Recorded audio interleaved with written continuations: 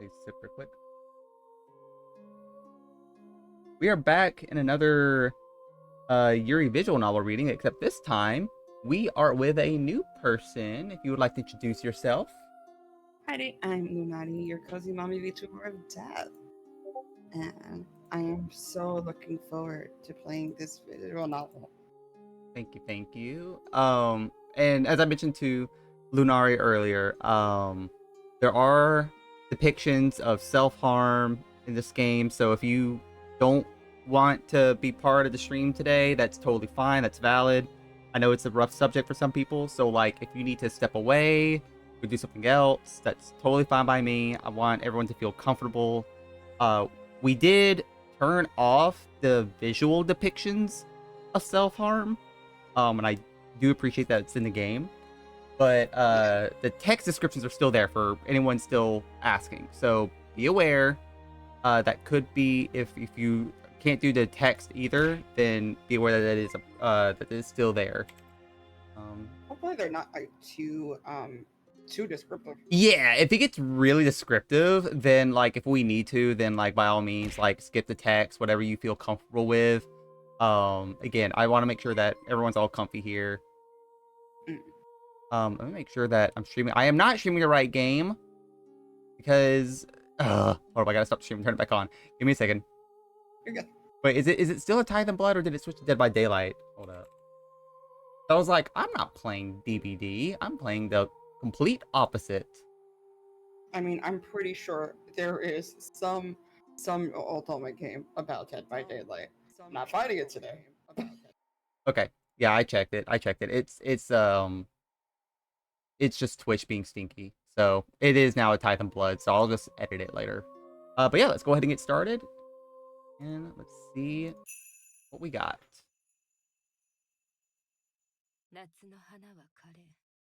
Oh, I forgot there is some voice acting in this game, so there might not have to read all of it, thankfully. Well, Certainly a title. Listen.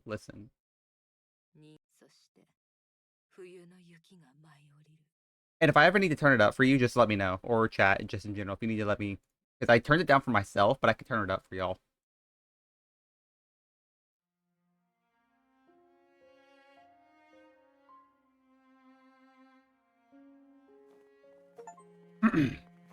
A terrible chill hangs in the air, the season proving bitter as it often is here.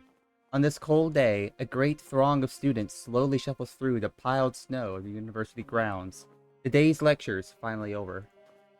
Some gossip freely with friends, while others fawn over their partners. Most, however, go silently.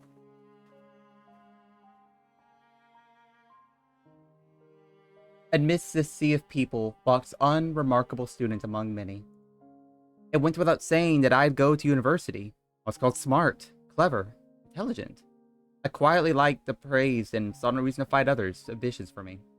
As long as people told me I was doing well, I hardly cared what I did. I wouldn't say I have a career in mind, nor any particular plan for the future. I barely chose this way of life at all. I simply fell into it. Things happened around me, and I followed a path of least resistance. I never considered what would happen when I had to think for myself.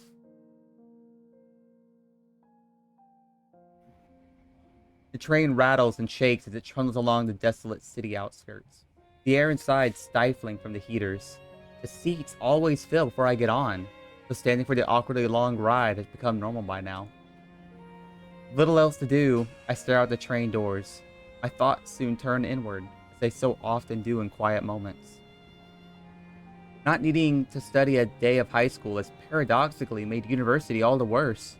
Faced with more difficult problems, and never having needed to work at understanding something before me, I found myself restless. One might turn to friends for support. My nature seemed to drive others away. I always got on better with teachers than other students in any case. The city outside becomes distant, its glass buildings reflecting a gray sky. The only color to be seen is that of the bright red Sapporo TV tower, its wireframe girders beaming through the white snow. Not having traveled outside of Hokkaido, it's difficult to view life here in an objective sense. That remoteness doesn't hurt the city, though, having every convenience one could hope for despite its distance from Tokyo. The snow season had brought the annual increase in tourists with it, a topic of some debate given the fuss and crowding they cause. The hotels and snowfields continue their trade, though, as while Sapporo may be the capital of Hokkaido, their money is still sorely needed. Trains work day and night to build new apartments, the city's population ever rising. The bustling train station is one of the most modern in the country, a landmark of glass outside and high technology inside. Even the trains themselves are kept in eerily perfect condition, as if every trip were the first of the day. Sapporo never stops changing in order to keep up, as if locked in a rivalry with Tokyo's modernity. Is any of this right? I couldn't really say. Like me, everyone keeps going about their day in this ever-changing city, even as the past disappears around us for modern developments, new businesses, and more money. That place now passing by the train window is where I was born, and where I expect to die. Perhaps it's fate that I live in this grayscale city. So fitting is it for someone like me.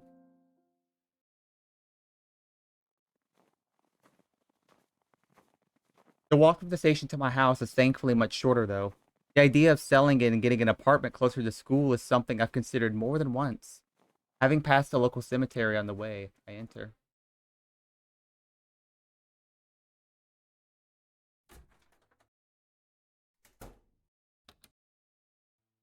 Having slipped off my shoes, the patter of feet on wood echoes about as I entered the spacious living room. A flimsy plastic bag carries dinner from the nearby convenience store in one hand, while a well-worn messenger bag for school remains strapped over my shoulder. As my eyes adjust to the light, a familiar unease comes over me. The unease of true solitude. A haunting silence hangs in the air, the room's size only magnifying the effect. Few things provoke this unsettling feeling so deeply as an empty house, which shouldn't be. My money largely going towards university fees and keeping the house, most of the rooms have been neglected. The table before me might appear a stately wooden construction, but the lies exposed by the veneer having flaked off a corner, exposing cheap particle board. I'll go to a furniture store and replace it sometime, I think to myself as I hang my coat and bag. Of course, sometime is vague enough that I can rationalize away that time never coming. With my food quickly growing colder, the house itself being a little warmer than outside, I settle myself down on the cushion.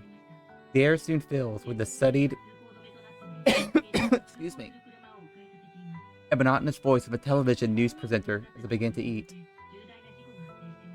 The lukewarm set meal is, for better or worse, consistent in the way convenience store food usually is. Same goes for the bitter green tea which washes it down. The occasional click of chopsticks is all that serves to punctuate the uninteresting news report, the woman's voice rattling off the details of another traffic accident from the snow-covered roads. A routine day, just like any other this year. My attention beginning to drift from disinterest, my eyes set on the cardboard box to the side of the table. I half-heartedly consider throwing it away, but like most, decide to use it for storage. For what and when, I hardly know. It still has a shipping label attached, now that I look at it. To think that one thoughtless order of an otherwise nondescript book from some secondhand store would change so much of my life. The idle thought confirms my plans for the evening. Putting myself to work in order to calm my nerves, I turn off the television and sort the remnants of dinner into burnable and recyclable trash. With that, I take a long breath and head to the study. Even as I walk up the stairs, I become acutely aware of the sensation from the bandages on my left arm, a now permanent reminder of this grim pastime. Oh, that's a nice room, though. That's a really nice room. A lavish... Not exactly the place I would go to self-harm, but I... Yeah, like, alright, you do you, Chief, but like, dang. A lavish room is revealed as I enter. The musty smell of books and old furniture hanging in the air. A haphazard collection of antiques and oddities is the result of a year haunting local antique stores and online marketplaces. Something, anything to take my mind off what was happening around me. My eyes move down to the floor. What started as pleasant dark wood is now blighted with remnants of dried blood. The stains run deep, no matter how hard I've tried to clean it. The sight going unnoticed by anyone else, one of the few advantages to living alone. Stepping around the fabled remnants of chalk between the wood panels, I stride over to my desk. A laptop full of translation notes lies to one side, while a time-worn leather-bound book lays open on the other. It's likely the oldest object for many miles around, and treated accordingly. I'm not about to read that. I cannot read. Let me try this. No te asortes de sola natura de la mala magia de sangue. Assorted notes on the nature of blood magic. There we go. In English. There we go. The title alone made me curious. A curiosity which soon developed into obsession. Before long, that obsession turned from the intellectual to the practical. With some reverence, I carefully leaf through the pages. The words of the author, one Isabella di Mora, speak across the ages as I scan the page. Translating the Italian text has been slow going, not helped by its archaic form, but what progress I've made has yielded good results. Rather, my body which has slowed me more than anything else. Looking between the floor and book several times, I attempt to visualize the patterns needed to replicate Isabella's experiments. The glyphs and patterns are strangely complex, more than one attempt ending in dismal failure. Realizing I've begun to draw this out to avoid the necessary pain for as long as possible, I set the book down at its open page and set about the preparations.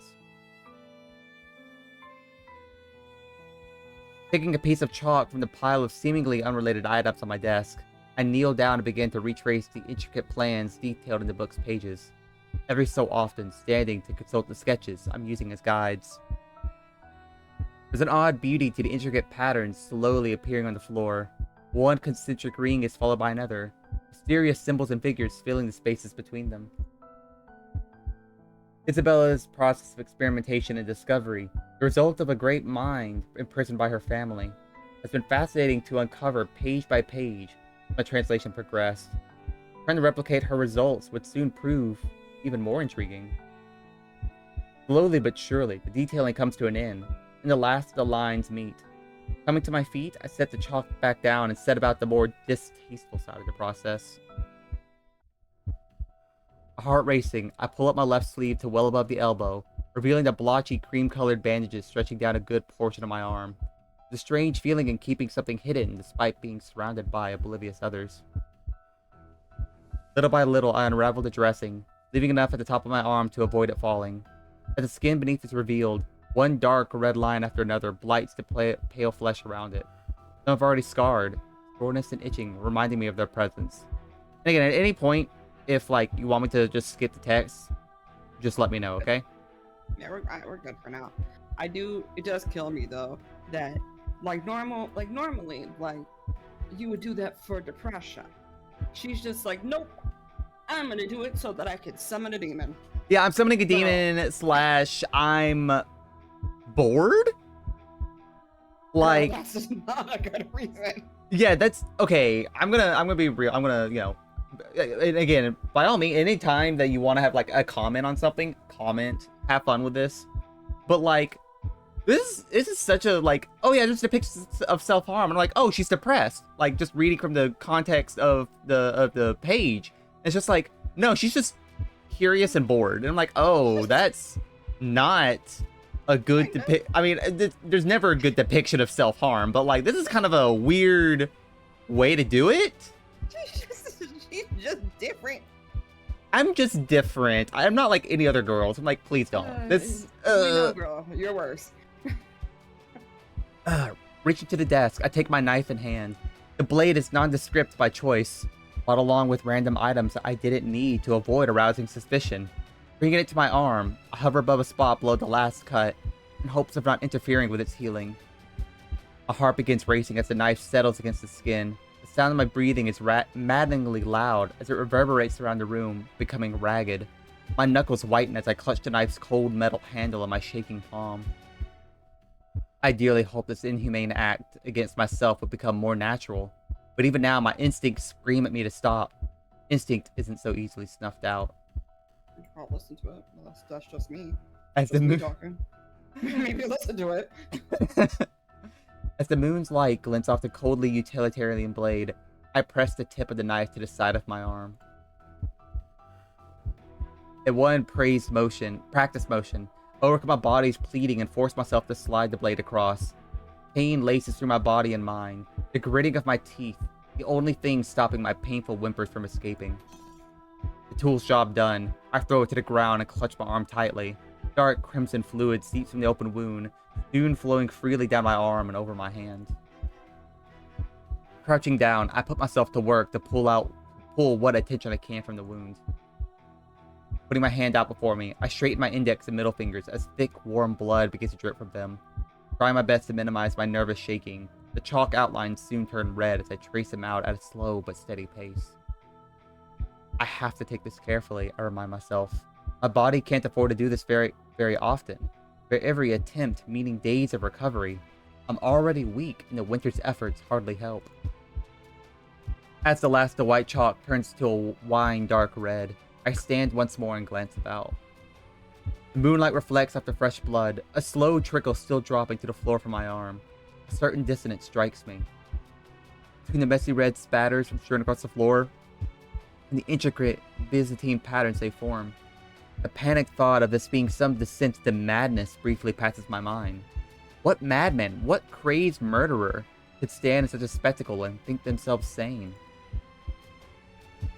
Rather than fear such thoughts, I treasure them as I close my eyes shut. For confirmation that I've not yet lost my mind. I can still see this from the outside. I'm still human. As the book says, I concentrate on imagining the symbols and patterns around me in my mind. My emotions begin to shift and ebb, my nerves somehow becoming swept along in the strangely calming sensation. As if caught in a river, my thoughts begin to flow. Rather than fight it as I first did, I allowed the slow and uneasy trickle to take me, breathing to the movements in my mind. Some are pleasant, others horrendous, but all prove fleeting and impermanent. What was a river soon becomes a torrent. Unidentifiable memories and concepts become abstract and indistinct. Thoughts, feelings, sensations, all merge together in a surging rush. All physical sense of my body long gone as every emotion pours through me at once. In the swirling of flowing mass, the bedrock below it all begins to sway in the swelling flood. My sense of self nudges and rocks at first, held by the deepest roots, yet little by little, against the surging flood.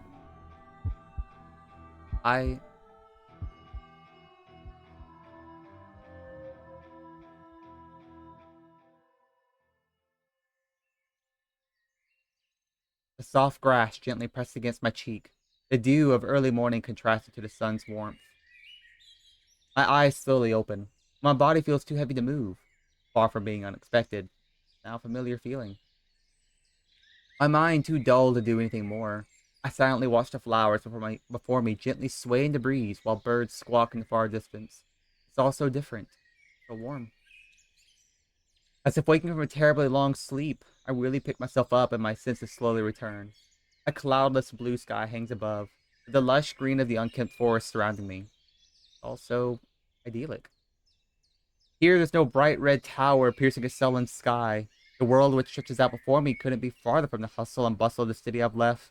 The warmth of spring and its many scents confuses my senses, jarred by the shift from the cold winter's night I left. Did we just isekai ourselves? I think we may have just isekai ourselves. I think that was the plan here. Yeah. Okay, I was gonna say, I was like, huh? But okay. Did we do the whole sacrifice thing to isekai ourselves? Because it seems like she's been here before. She's done it before. I think she's just like, I want to get a break from the mundane, so I'm going to self-harm to isekai myself to like enjoy myself on the other side. Girl, you have depression. Girl, this is just okay, I'm gonna call it now. So like the love interest in the isekai world, I assume that's where she's from. It's gonna be like, so how do you get here? Oh, so like I self-harm. Excuse me, girl. We're gonna go talk to the magical therapist side. Be like, hey, can we get some magical therapy to like something to stop her? Because what is going on here? You don't have to do this. God. You'd be okay without it, I promise, baby. I promise. It gets better. The only blemish on the scene is a column of faint smoke from workshops in the far distance, peeking above the tree canopies. Magic worked. I thoughtlessly say the words to nobody in particular. The nature of what I've done no less surreal to me, now than the scant few other times I've successfully managed it. Unfortunately, my senses returning to me also means that pain is among them. I quickly set about rebinding my bandages lest anyone here see the scars now disfiguring my forearm. Groaning, I focus on making sure they're done tight and firm before fixing the ends once more. As much for myself as any other, I roll my sleeve back down afterwards to avoid the temptation to look. Adjusting my glasses and dusting myself off with my uninjured arm, I set off towards the town ahead. The town of Sapporo. Oh! We didn't just isekai, we time traveled. Girl, I don't think that's better. Like, that's worse. Like, Girl, at least with the that's isekai, it's like different rules, different people. You're just in like 1800s, early 1900s Japan, which is not better. for anyone involved. An empty horse-drawn tram trundles along past my field of vision. The steed's hunchbacked owner patiently letting it trot along at a leisurely pace. Pays me little heed as they pass, the clatter of hooves blending with the sounds of passerby. The shadows are small, so it must be around noon. The flow of time here always throws me off. As I so often do when I come to this place, I find myself just watching.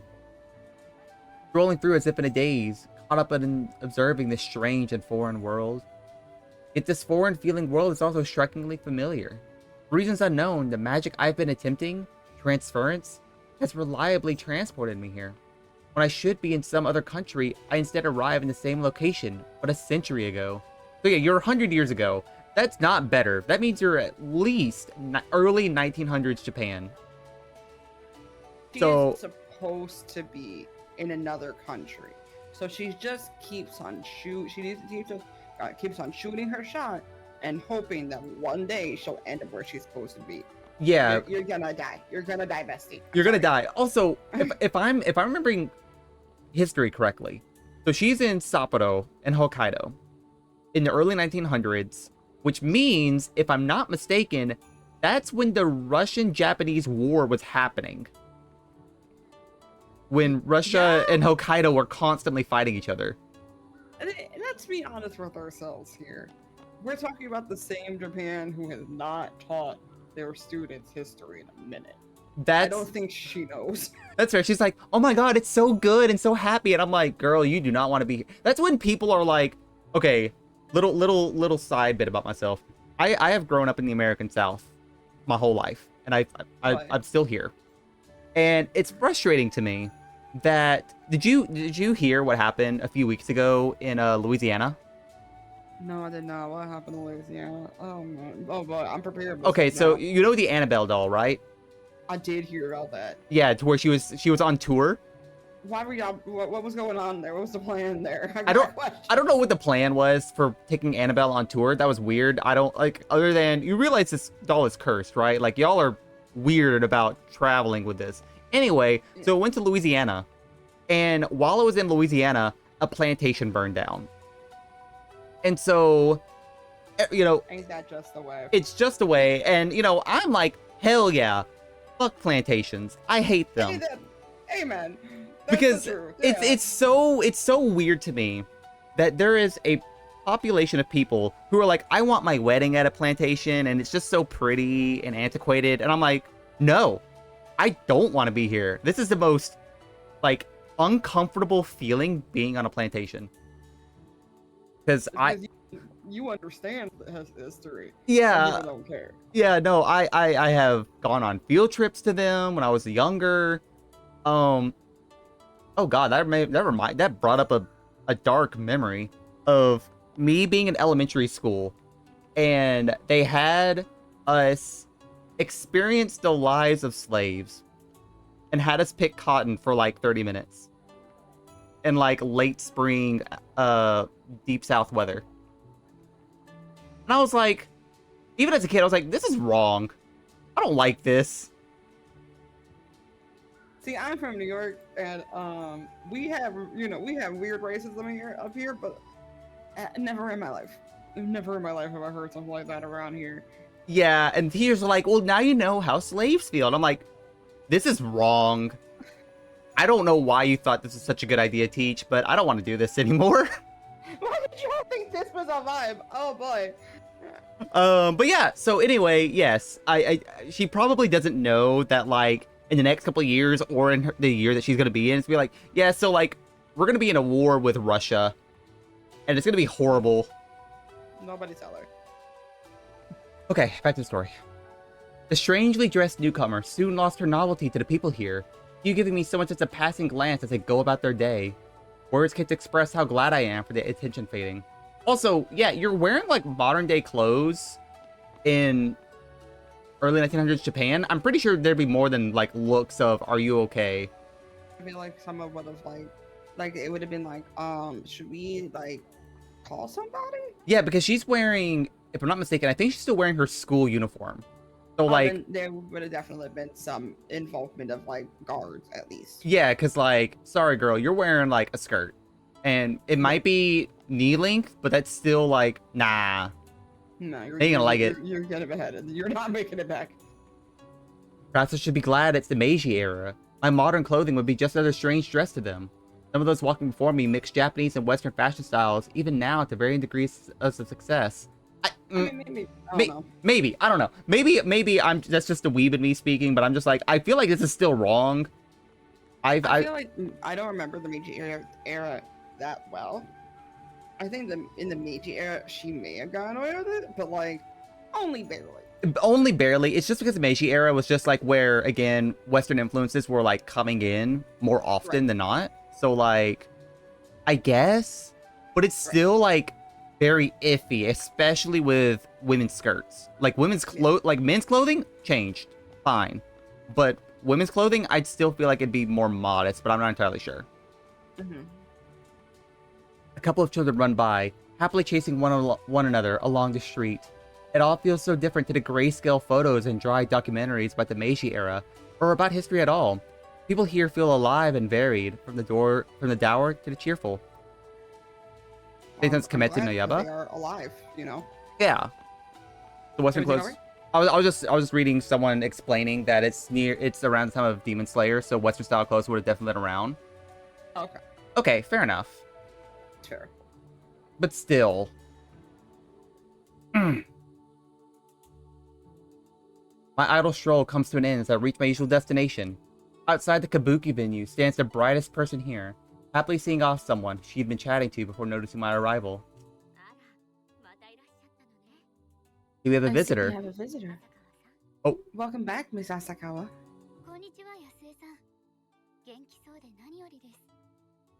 Miss Yasue, Lady Yasue, you look well as always. I told you before.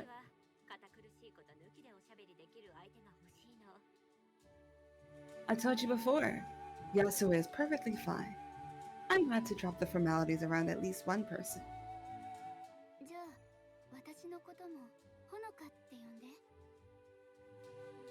Just Honoka is alright too. Despite my best efforts, I wilt before her sunny disposition as usual. I'm hardly even able to make eye contact as I mumble my reply. Yasue takes the comment in stride, her cheeks hinting at the smile hidden behind her fan. Suddenly, my arm aches from my wound, causing me to reflexively reach over and clutch it. Such pain is a constant reminder of the cost to get here, the tithe the normal person has to pay to mimic the magic afforded to mages.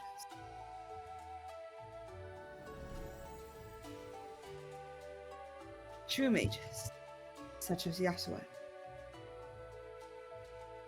Her magic is no less amazing to watch now as when I first saw it. With mages so few in number in the normal world, and those that do exist keeping a low profile, I'm in some ways blessed to meet one who uses their abilities so openly. Are you alright?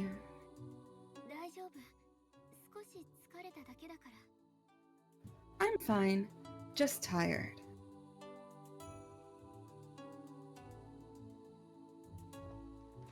Accepting my weaving off of her concern, Yasue turns to begin walking, casting a glance behind her to invite me. I quickly skip up alongside as she begins to slowly stroll the streets, stealing the occasional furtive glance at the woman as we go. While she's a pretty person in general, I've never quite been able to place her age. I may be terrible at guessing such things normally, but it's her hair which throws me off entirely. I'd call it bleached white, but it looks natural despite her youthful face. Girl, she's a maid. No logic has to apply here. Yeah, like she's magic. Just like let her do her thing. She also has white eyes. Did you question those? No. Finding myself self-conscious, I run a hand through my bangs to neaten them before adjusting my glasses just so. I'm not particularly good at things like fashion, but for this one person, I want to put in some kind of effort. Where is No in particular. The day's performance is over, so I thought to have a stroll to wind down.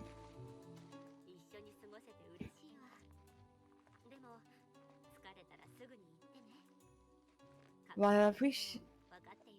Girl. He keeps talking, I'm sorry. No, you're fine. No, I'm just like, ma'am.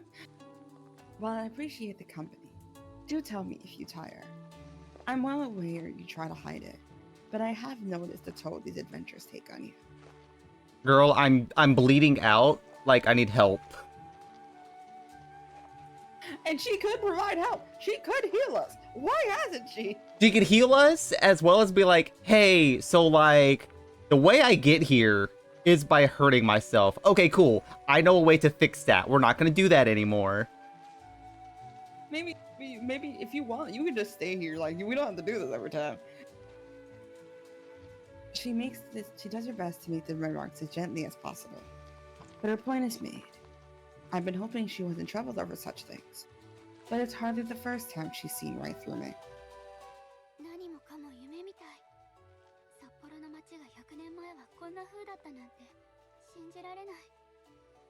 It all feels so surreal. It's hard to believe this is how my own city looked a century ago.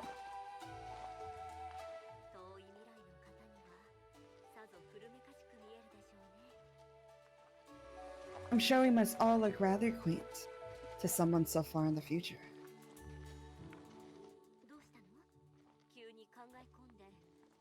What brought on this line of thought?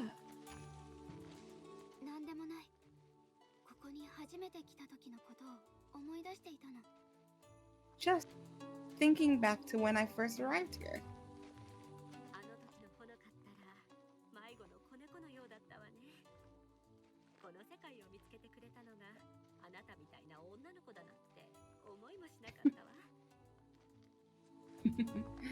You were like a lost little kitten back then. Not quite the image of who I thought might find this place.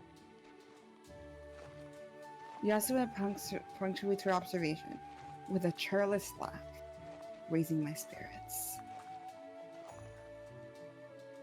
As we head onto a side street, Yasua stops to greet a friendly hauler walking by.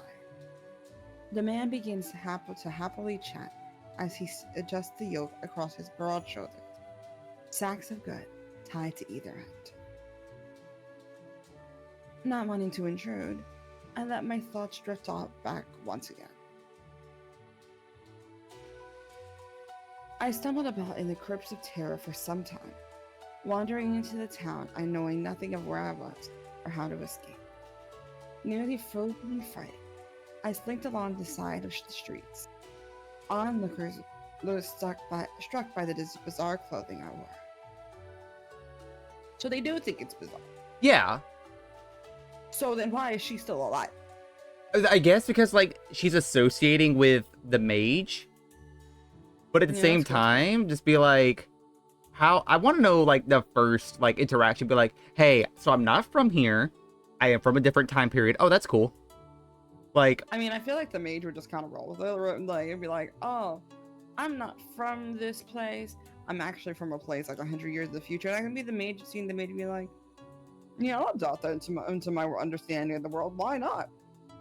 And then, like, probably, like, whenever main girl goes back to present time, Mage is like in the past, hey, so there's this weird girl, she's eccentric, don't leave her alone, she's mine. I guess it's the only thing I can think of. She's very accurate. How fortunate I was for some children to run and fetch Yasue. When she first caught sight of me, I wondered which of the two of us was the more surprised. She sensed I was of a different time than the others, and took me under her wing without a second thought. Okay, well, it just literally answered what we were contemplating about. I mean, good to know. I'm good to know she was willing to roll with it. Even now, I still feel like her helpless kid.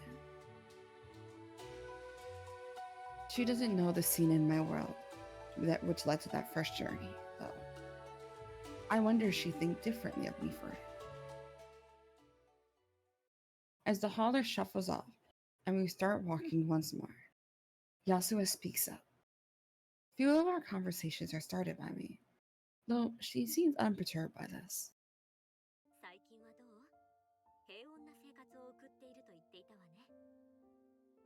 How have you been? You spoke of life being peaceful?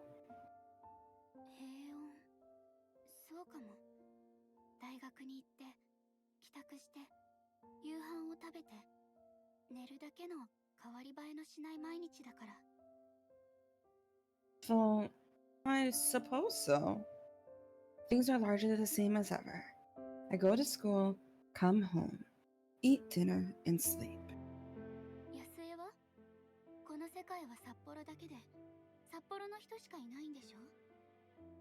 As for you, this world only contains Sapporo and its people, right?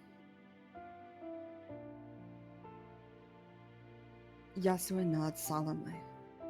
I dislike reminding her of the fact, but I only have the most vague understanding of such things.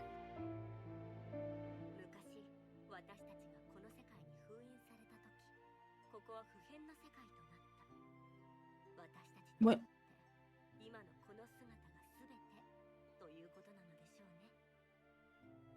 When we sailed away all those years ago, this world became an unchanging one.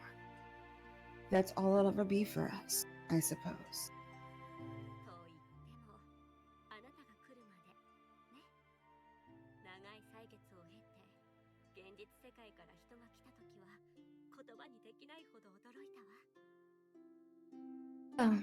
Until you arrived. Imagine my shock to have someone from the real world arrive after so long. She giggles once more, smiling to herself at the memory. How easily she laughs off her own past awkwardness. So they've been sealed off. Yeah. So I guess just I don't know how this. I mean, I guess he'll explain it later, but like the mages are just gone. Like, okay. I have so many questions. Like, I guess they're not gonna endure war because they've been sealed. I don't understand. The first impression I had of Yasue was perhaps the expected one. So many photos blend together of people in formal outfits, stiff poses, and stern, serious faces. While they may try to humanize history in school, there's only so much a museum trip or classroom lecture can do.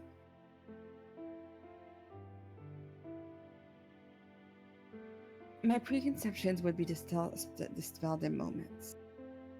In so many ways, she juxtaposed her ladylike properness with a carefree spirit. Her hair is lavishly cared for, yet flows freely rather than being tied up. Her speech is archaic and uses long, obsolete words, only for her to chat naturally and openly.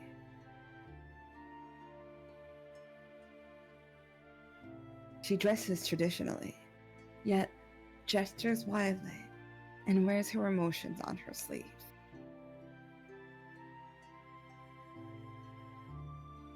I know full well I'll be going over every conversation we have in my head for days, if not weeks to come, angsting over every misstep or hesitation, and overthinking every expression or pause.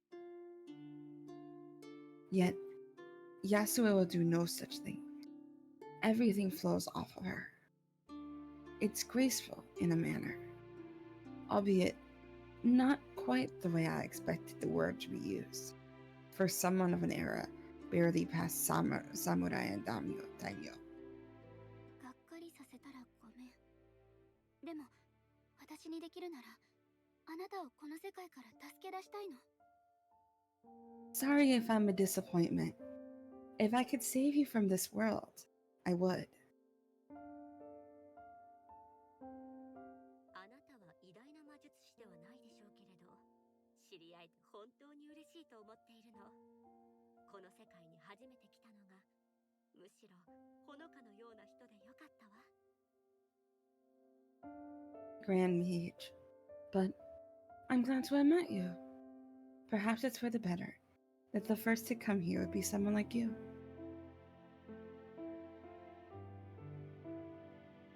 Not knowing how best to receive her praise, I bashfully look away. My driving desire is to be complimented is one of my uglier traits. I can only hope it's one of the few things Yasue hasn't perceived.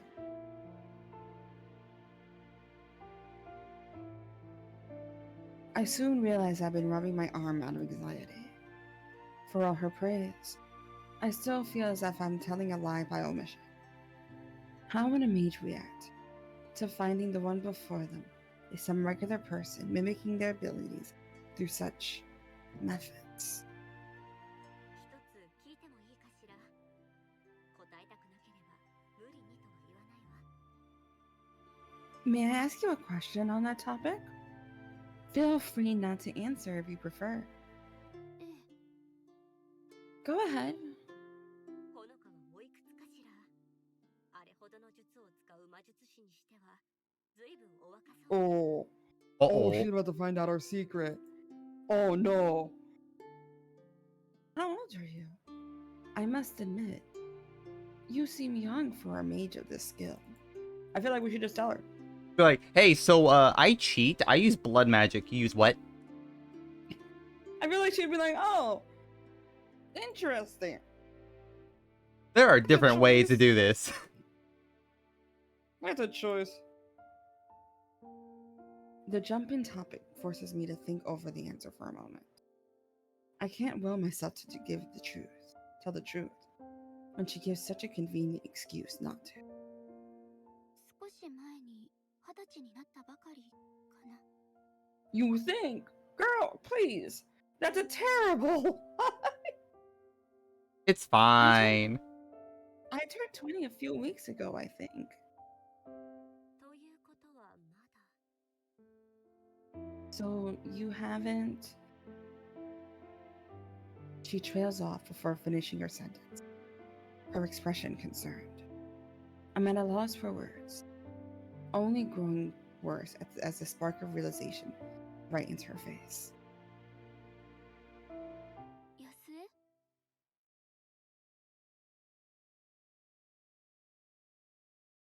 江 Yasue? 後悔はさせないわ。 Follow me, please. I promise I'll make it worth your while. Once again, I find myself working to catch up with the cheerful woman. Dim lamps struggle to illuminate the tables around us. Izakaya's air filled with the chatter of patrons and the heavy scent of tobacco, with liquor flowing freely in so many in the tight space. The air is taken on a distinctly muggy feel of many of the animated faces around us, flushed a bright red. My gaze rests on the waitresses skittering from table to table, dainty feet in sandals, tapping quickly to keep up with the pace of orders. It's a little uncanny. Everything about the experience is so close to a normal restaurant, yet just different enough to throw me off. As always, I do my best to avoid accidentally catching the eye of anyone in particular. Yasue does no such thing, instead looking at me with an indulgent smile. どういうこと？私の誕生日祝場合ならこんなことしてくれなくてもいいのに。 I'm not sure I understand. If this is for my birthday, it's really not a big deal. At this, Yasuo makes a show of pouting. ほのかはいつもそう。私があなたのために何かしようとすると遠慮するの。あなたの世界にも素敵なものはたくさんあるでしょうけれど、たまにはこちらの世界を堪能してちょうだい。 You let me spoil you. I know your world has many lovely things, but I'd like to treat you at least once with what we have to offer. 遠慮してるわけじゃないわ。ただ It's not like I mind. It's just 大将、こちらのお嬢さんに地元のビールをお願い。 old man. Some local beer for this young lady, if you please. The man behind the counter, as yet unseen, yells out his agreement in a hoarse voice. ちょっと待って、私20歳になったばかりだし、まだ飲んだことがないのよ。 Hey, I mean, still 20. I haven't even tried drinking yet. ならちょうどいいわ。今試してみましょうよ。 And what better time to try? I can't easily give up my protest in light of how happy she is to be treating me like this. I had been too shy to fumble my way through dealing with the bar, and I wouldn't know what alcohol was good to start with in the first place. Our drinks arrived quickly. The old man, perhaps the owner, personally bringing the bottles and glasses to our table. Yasuo doesn't notice my confusion as she stops to pull out the cork in each. Even I know these usually have bottle caps. 40銭だよ。毎度。 40 cent. Thank you. Yasuo quickly obliges, passing him 2 odd silver coins. This is the first time I've actually seen sen being used. Regardless, the man cheerfully takes them before hobbling back off past the curtain. I hadn't taken her for a beer drinker, but she's clearly looking forward to this more than I, as she gives me an eager smile. Trying to paper over my confusion, I quickly take one of the bottles in hand, supporting it in one hand and tipping with the other. I gently pour the amber liquid into the cup, now held by my senior's delicate, friendly fingers. Yasuo returns the gesture soon after, as an inviting thick, foamy head forming on the glass I cradle. The calmly bubbling beer gives off a floral scent, a sharp contrast to the massive crimson which brought me here. The smell of blood, now uncomfortably familiar.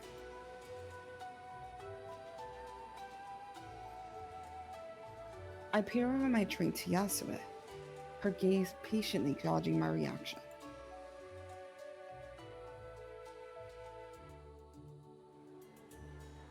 Perhaps it's my distrust of others, or my own anxieties causing me to overthink every gesture. But I find myself unable to plainly accept what should be a kind gesture. こんなことしてもらって本当にいいの？私、安江に何もしてあげてないのに。安江はいつも優しいね。Is it really okay to treat me to all this? I feel like I've done nothing for you, but you keep treating me so kindly. あら、自分の誕生日を祝いたくないの？ You don't want to celebrate your birthday? そうじゃないの。ただ、 No, it's not that at all.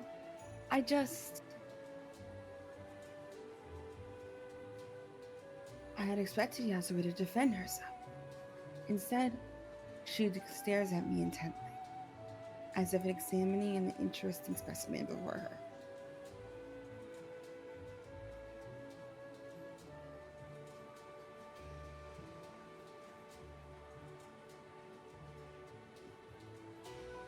Maybe this is no different to how we've been interacting this whole time.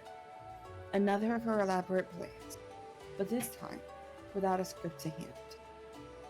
Each of us left to take our cues from the other, judging and moving in step with the other.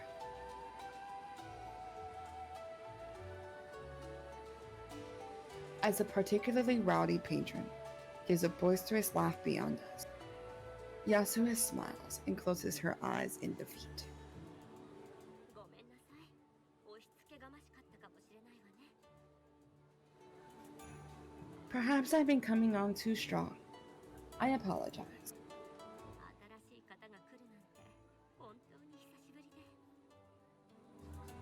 I've spent so long without new company that I was... いつかあなたを失うかもと思うと少し怖いの。 I am slightly terrified that I might lose you at any moment.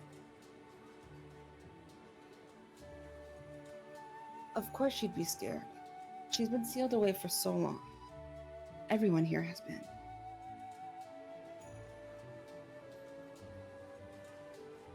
That I'm important enough to Yasue for her to feel that way about me, even if it's only by circumstance, is oddly nice. It's been so long since I've felt needed by someone.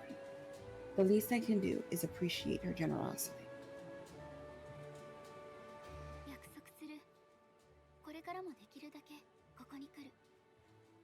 この世界はタイムカプセルみたいで、学生としても興味があるし。 Then I'll make you a promise. I'll always keep coming here, and as often as I can. I mean that as a student as well. This world's practically a time capsule of history, after all. そういうわけだから飲もう。私の誕生日のためじゃなくて、二人の約束のために。 So, please share this drink with me. Not for my birthday, but to agree on that promise.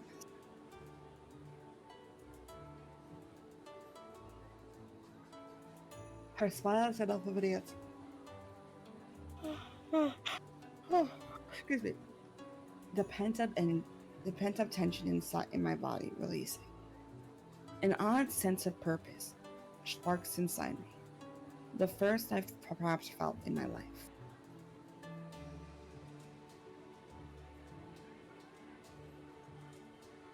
With that, we both lift our glasses to our lips and take a long sip.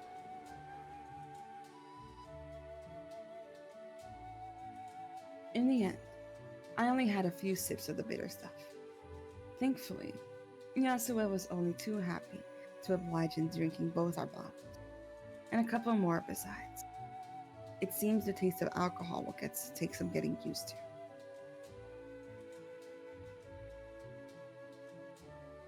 I had heard that drinking before evening is odd, let alone at noon. Yasue hardly seems to care though.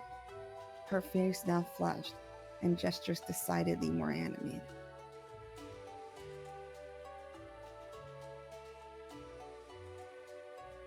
Of all the images I had of a lady from the Meiji era, the joyful, carousing woman skipping beside me isn't one of them.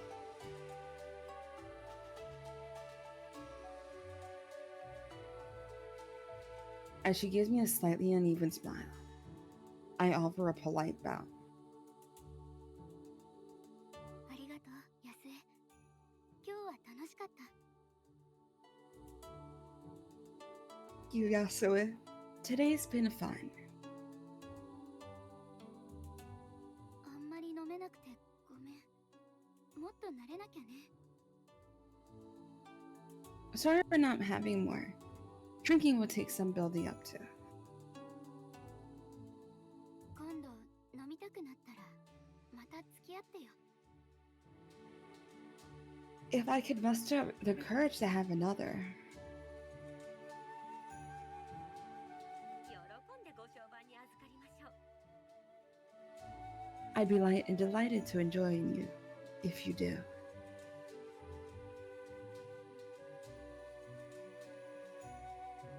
Perhaps it's the drink, or simple tiredness, but I find the corners of my mouth lifting, just a little.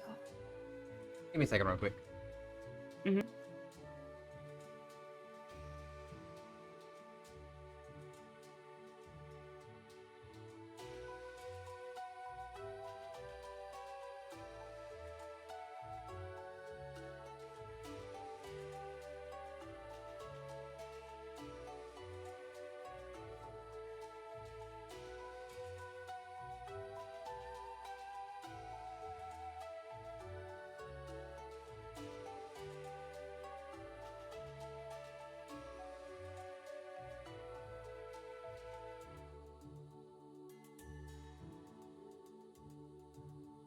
Okay, I'm back. Sorry about that. Welcome Bird back. was being a little loud about it. You're good.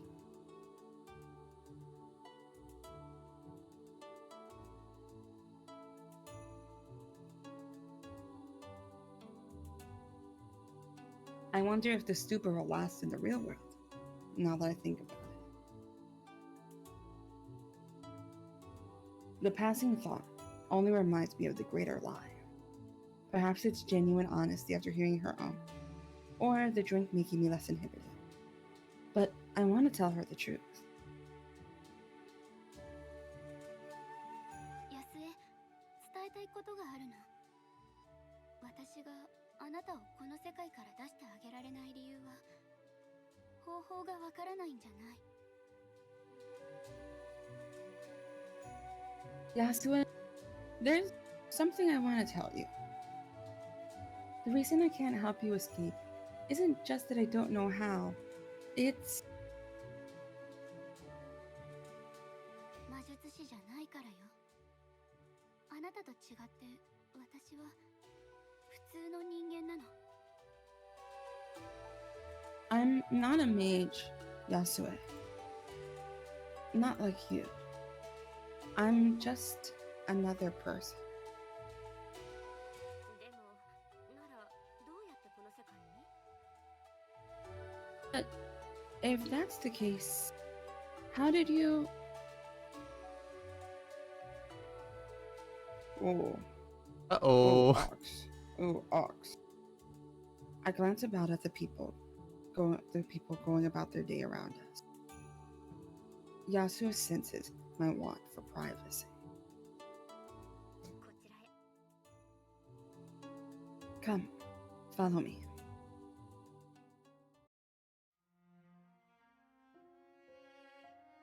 After a fair hike, well beyond this town's limits, we arrive at the edge of the forest surrounding Sapporo. There's a peaceful serenity to this place that I've yet to find in my own world. 思い悩んでいることがあるなら言ってちょうだい。あなたのことなら何でも受け入れるわ。 Please tell me what's worrying you. Whatever it is, Honoka, I accept it.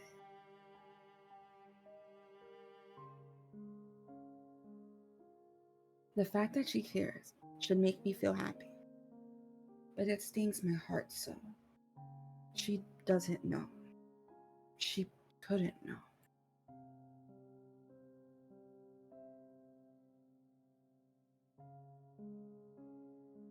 Taking a long breath to steady myself, I look down in shame and pull my left sleeve up. So I pull up my left sleeve upwards, tug by tug.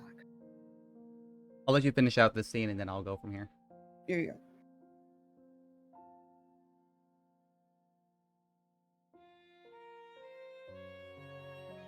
Before long, the bandages show. Their length chases further and further up my arm. The beige gauze discovered by a blotch of bright scarlet. Fresh blood has pooled by now, the wound still proving sore as my sleeve drags over it.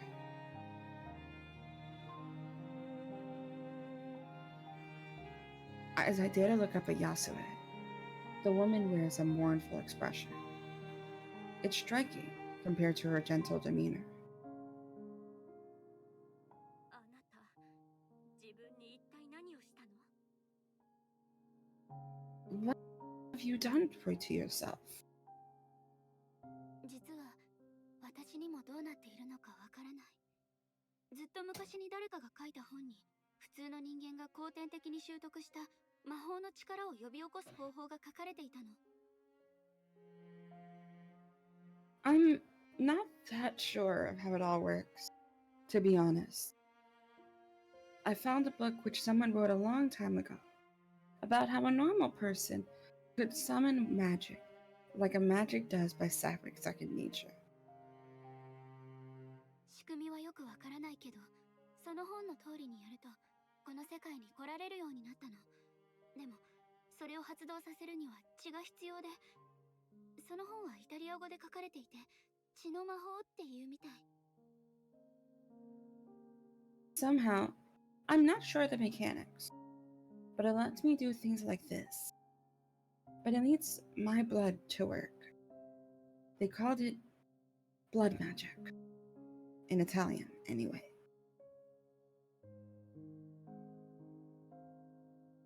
In response to my fast-paced explanation, her eyes closed.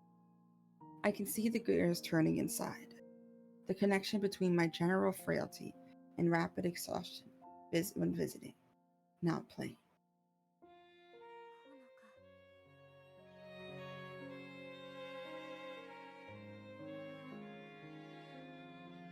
I know what she's going to say next. Neither of us want to hear the words.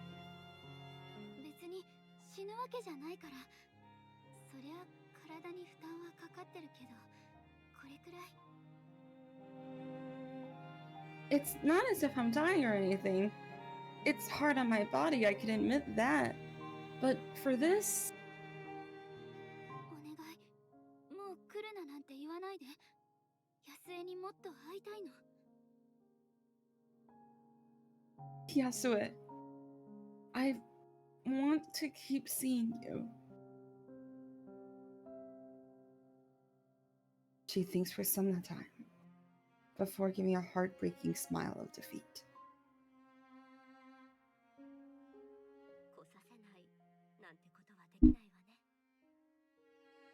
わね。 I can't very well force you to stop, can I? I'd rather she have scolded me. Without any further defense to be made, I fall silent while looking at nothing in particular. ほのか、自分を大事にね。あなたと知り合えてどんなに嬉しいかわからないでしょうね。でも、お願いだから、自分の命を危険にさらすようなことはやめてちょうだい。わかってもらえるかしら。 Oh, side. It's out in the open. Dark side. I feel like we're stressing out Yasue. I don't know if that's a W. be like, hey, I don't know how to help you, but like, it's okay, girly. Tell her what she needs to be told. Yeah, girl, go home. Stay there, please. But I get it from Yasue's perspective because Yasue also like doesn't want to be alone. Yeah. It's just like, I don't know. This is rough. Take care of yourself, Honoka. I'm glad to have met you. You have no idea how so. But please don't do anything that would risk your life. Do you understand? ええ、心配させてごめんなさい。 Sand, I'm sorry to have worried you.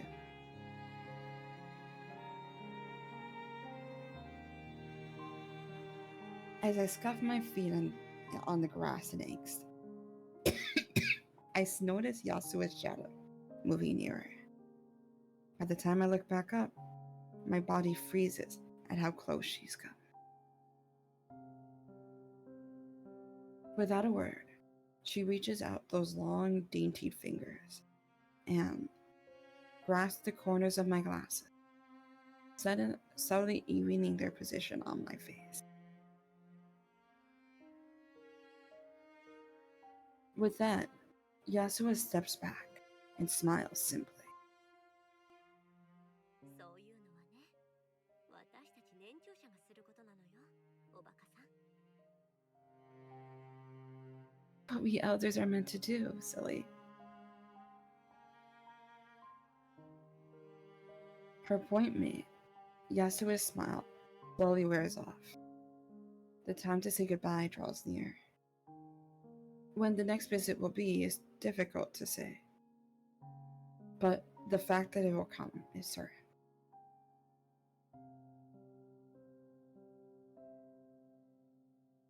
I'm not sure if it's imagined or not, but I feel Yasuo has become more comfortable with the fact.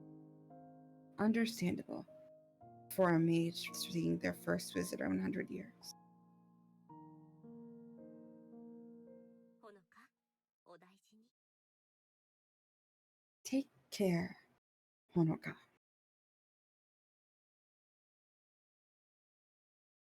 ありがとう。またね。 Thanks. I'll see you again.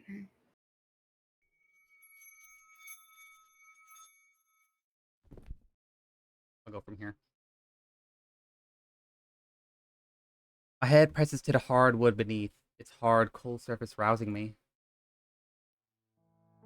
Blearily opening my eyes, I let myself stay in place as my senses slowly return to me. The smell of musty books, chalk, and blood plays on my nose, the scents making an unpleasant concoction. My body feels impossibly heavy. The stupor seems to have gone entirely, lost to the world I just left. But the experience of transference takes a heavy toll on my strength. Forcing myself to stand, I stagger to my feet with a hand on my desk for support. I find myself unable to do anything but stand idle in the cold, empty room. My tired eyes stare blankly out the window, the moon's dim light reflecting off the bare branches of winter.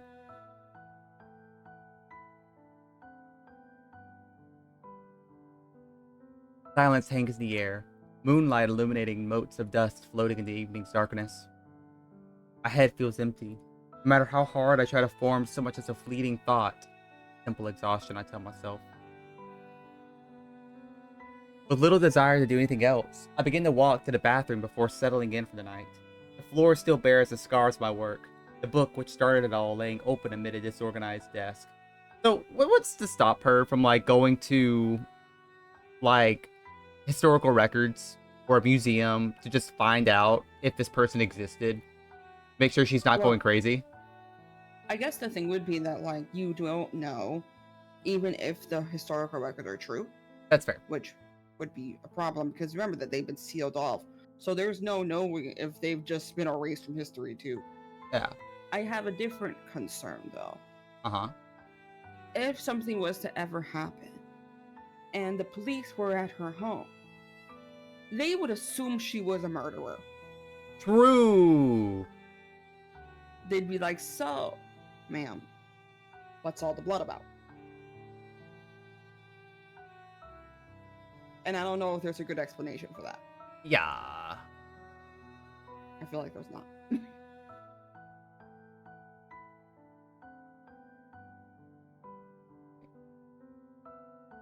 I'll get some cleaning supplies and wash off some of the mess, I think to myself. I'll get some cleaning supplies and wash... I don't know why I didn't press, but there we go.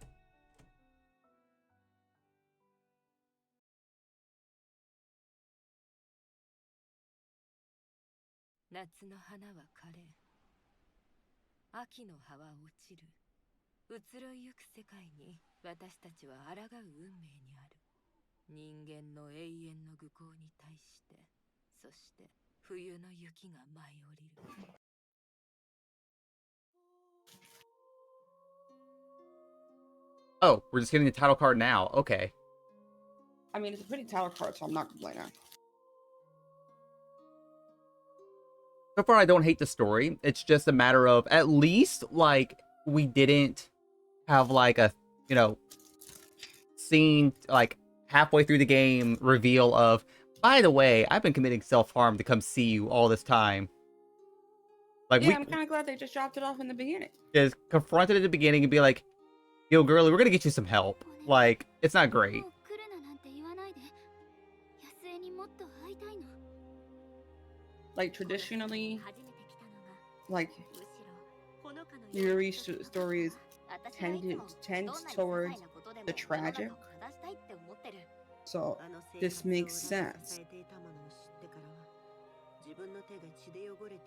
Wait, I like those two characters though. 結構よ。 Yeah, me too. 私を憎みたければ憎めばいい。あ、タイズインブラッド。 Was that a kiss? Is that a kiss in my otome? No way. Can't What believe is it. this?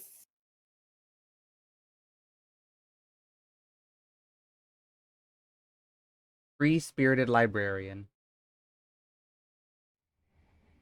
When I get the chance, I should save, because we have not saved at all. And I think there's autosaves, but I'm not entirely sure. We should probably check. Nope, there is not autosaves. Let's fix that real quick. Okay. With the taste of coffee from the station lingering in my mouth, I idly watch the scenery scroll by with weary eyes. Another day begins, my daily routine. Now so deeply ingrained that getting to university requires little more than muscle memory. While I may want to visit Yasue again, practicing blood magic won't be possible until my body has more time to recover. Till then, I've little choice but to live out another day in this world. I count it among my worst traits, but I've always had a tendency to eavesdrop. My attention drifts from one conversation between passengers to another, living vicariously through others without the bother of involvement in their lives. Others seem to be in a good mood from overheard clips of conversation. One salaryman talks to another about looking forward to the end of the week, being a Friday. Schoolboys chat about their plans for the weekend and the new game they're into. My life may have stopped, but those of others have kept moving. Plucking my phone from my bag for a distraction, I begin to check various messaging apps to get across what I've missed. Plans are made and rumors spread, while cute pictures and jokes are posted. While I might have tried to keep in contact with friends from previous schooling, we inevitably drifted apart without the connection of being classmates. These days, each morning browsing just covers the day's news and message board threads. It's funny how different this is to Yasue's time. He couldn't. The screeching of the train's brakes puts an abrupt halt to my thoughts. People yelping in surprise at the unexpected shuddering. The stop is so sudden that I'd have fallen if not for putting a foot out before me. The momentary chaos at an end, I right myself and slip my phone back to my bag. Discontented passengers question and murmur as the train comes to a stop far from any station. Soon quieting as a monotone voice from above echoes about the carriage.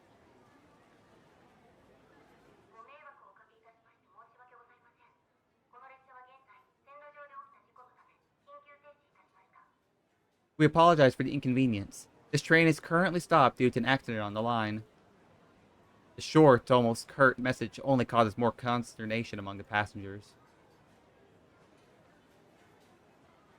Others around me begin to quietly chat between themselves, some wondering if a train ahead of us broke down, or if the bitter cold has caused line problems.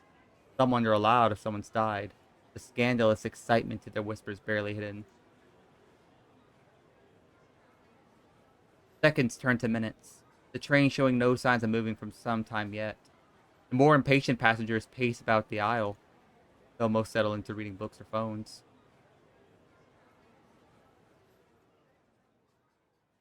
With the heat inside only growing more stifling, I look out at the snow-covered world outside with some longing. As I do, a movement catches my eye from the tracks below. Catching a glimpse of blue, I realize I've seen something I shouldn't have. A man in light blue coveralls slowly makes his way along the gravel towards the front of the train, his face downcast. Dirty gloves hold a large roll of blue tarpaulin under his right arm. I've seen that material in the news. Only one reason it could be used here now. I think we're going to wait because I think Lunar said they'd be right back.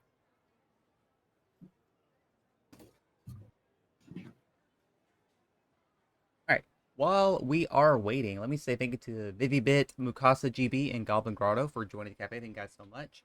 And also, I wasn't paying attention because, again, I'm sorry. I did not. I'm not looking at chat as often due to the way the collab is. Um, the one person who had that one weird ass comment, like I tried deleting the comment itself, and I can't like. There's too many things going on to where I couldn't like figure out how to delete the message themselves. So I'm sorry for those who saw it. But that's your warning. Don't be weird. Like that's the main thing. Just don't be weird. Um, and again, I hope you guys have been enjoying the reading. Hope you guys have had a good time with it. Just been trying to fix everything on my side. Also, sorry, I've been having to get up and down just because my bird, my lovely Cashew, my baby, you might have seen me post about this morning. He's being hormonal. He's being very loud. So he is very upsetty. Um, that he's being cooped up in the room, in the bird room right now, because we had this spray, some ant spray earlier in the week, and normally he would be out in the living room enjoying like um the breeze from outside because we have the windows like slightly open to where he can be in his cage but still like enjoy the outside. Um, but yeah, no, we had to spray the ant spray, so we've had to air out the house, and he can't get out. So he's very upset that he is not allowed to have freedom right now. I've been having to get up and check on him because he's been screaming nonstop, which is a bit of a problem. It is getting very loud, frustrating. I hope you guys have had a lovely time so far. But other than that, I think we've been doing pretty well with this story. I don't know if there's any achievements for this game. I am curious. Let me see. I feel like there has to be. Yep, unremarkable student among many. Meet Honoka for the first time. So there are achievements, but I think they're all hidden. Probably all going to be story achievements too.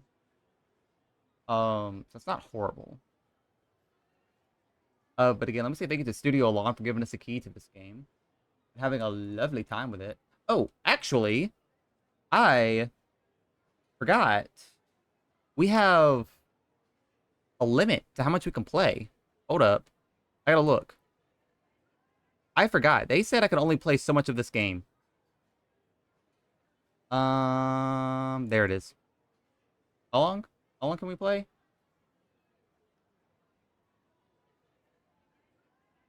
Act 2, Scene 1.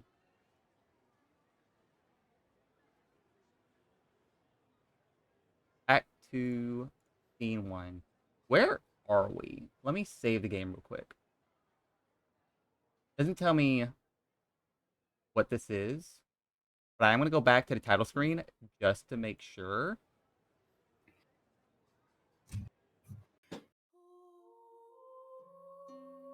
Where is it at? Okay, I am back. Welcome back. Thank you. Okay. I had to make sure because I completely forgot. Studio Alon gave me a like embargo for how much we can play for right now. Okay. Yeah, they were like, "Hey, you can't play past Act 2, Scene 1," but we're not there yet, if I'm not mistaken. Mm-hmm. So we can keep on going. Yeah. Okay. How are you feeling so far? I'm doing pretty good. How are you enjoying it? I'm enjoying it, getting plenty of water, taking some rest where I Bless. can. Got some water for you to drink as well? I do in fact have water. Okay, perfect. Whew, okay. Continue the story. Suddenly finding myself restless, I turn back towards the other passengers. All that faces me is a scene of mild discontent at their mundane routine disrupted, ignorant to the cause. Without anything to do with the knowledge I have, I simply take out my phone and begin to scroll through the news feeds once more. And so, one more passenger discontentedly waits for their routine to resume.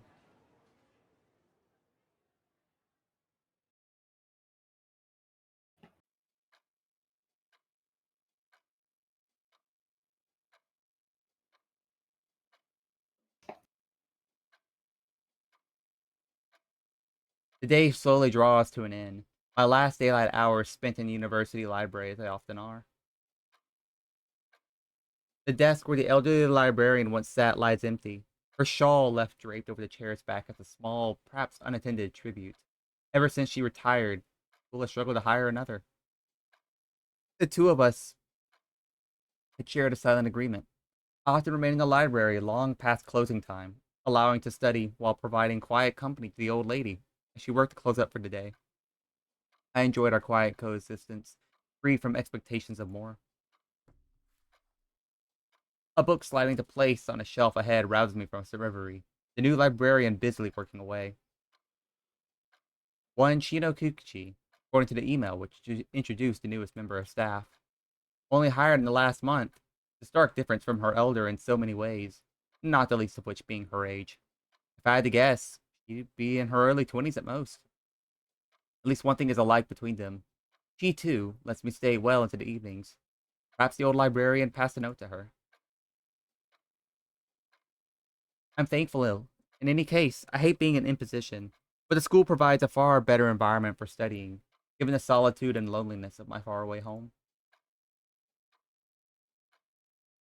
Looking back down to the book before me, a mundane bit of research material for my course, the words begin to dance as I try to read. The more I try to focus on the passages, the more my thoughts skate away. The same happened with lectures throughout the day.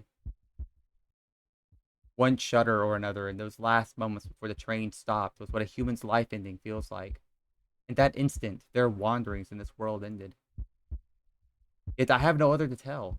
The same goes for the bandages running up my arm. They serve as an ever-present reminder how little I have in common with anyone around me. もっと早くに言っとくべきだったよね。付き合ってくれてありがとう。 I should have said this a while ago, but thanks for the company. The unexpected voice from the shelves ahead makes my head jerk upwards. I hadn't realized how rattled I've been from the morning's experience, my heart only now returning to its normal pace now that I have a distraction. Like so many others, the woman wears a smile so easily. I can't help but muse how odd she looks for a librarian, from her athletic clothing to how every movement belies a barely suppressed energy. 私こそ長居させてくれてありがとう。 Thank you for letting me stay.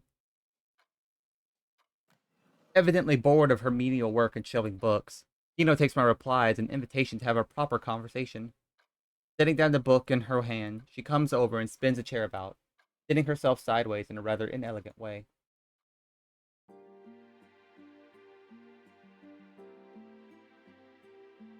While the relationship between Yasue and I have been a certain push and pull as we fill out each other's boundaries, Kino has no such concerns. Even now, her bright eyes move from me to the textbook in my hands, happily seizing on an opening to get closer to me. You know, again, I'm gonna throw out a prediction. What's gonna happen? Go for So, it. like, Yasue is gonna be like, okay, girl, there is no other way for you to come visit me. So, like, to keep you alive, because I would rather, you know, stay alive and not die doing all this, you should just stay in the present. And I feel like Shino and Hanako might like each other. I feel like that's possible. I don't know if Yasue is that willing to sacrifice to and give up the only person she's seen for what was it, like years? Right? Yeah, 100 years. So she's I been don't know if lonely. she's willing for that. Yeah, she'd be like, man, I got no one else. Please love me. Or, like, I want attention, but, like, please don't hurt yourself to see me. I don't know. Yeah, I think she probably it's gonna be a toss up. 私も言語はいくつか知ってるよ。世界とつながってるって感じがするよね。 You can read Italian? That's cool. I know a few languages, too. That's the way the world is these days, right? そうかも。私は単位のためだけど。 I guess so. I need it for my degree. What degree are you taking?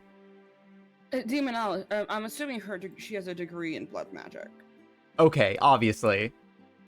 With a side in demonology. I was thinking maybe like isekai. So she wants to chat. That too is the difference between Shino and the previous librarian. One I like rather less. Something throws me off about her.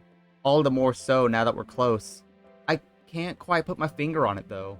Making me feel bad once again for being so distrustful towards someone so friendly. See, this one's too friendly. She's too chatty. I don't think we're gonna like her very much. Yeah, she's gonna be like, nah, I don't like it. I like being alone. I like being the loner in the back of the room. I like my friendliness and like manageable bits. Yeah, you can't force your friendship on me. Right. As if in answer to my want to end the conversation, a playful ping resounds from Shino's pocket. Her hand dives to her pocket, quickly retrieving her phone to examine the message. Her face lights up as she starts reading.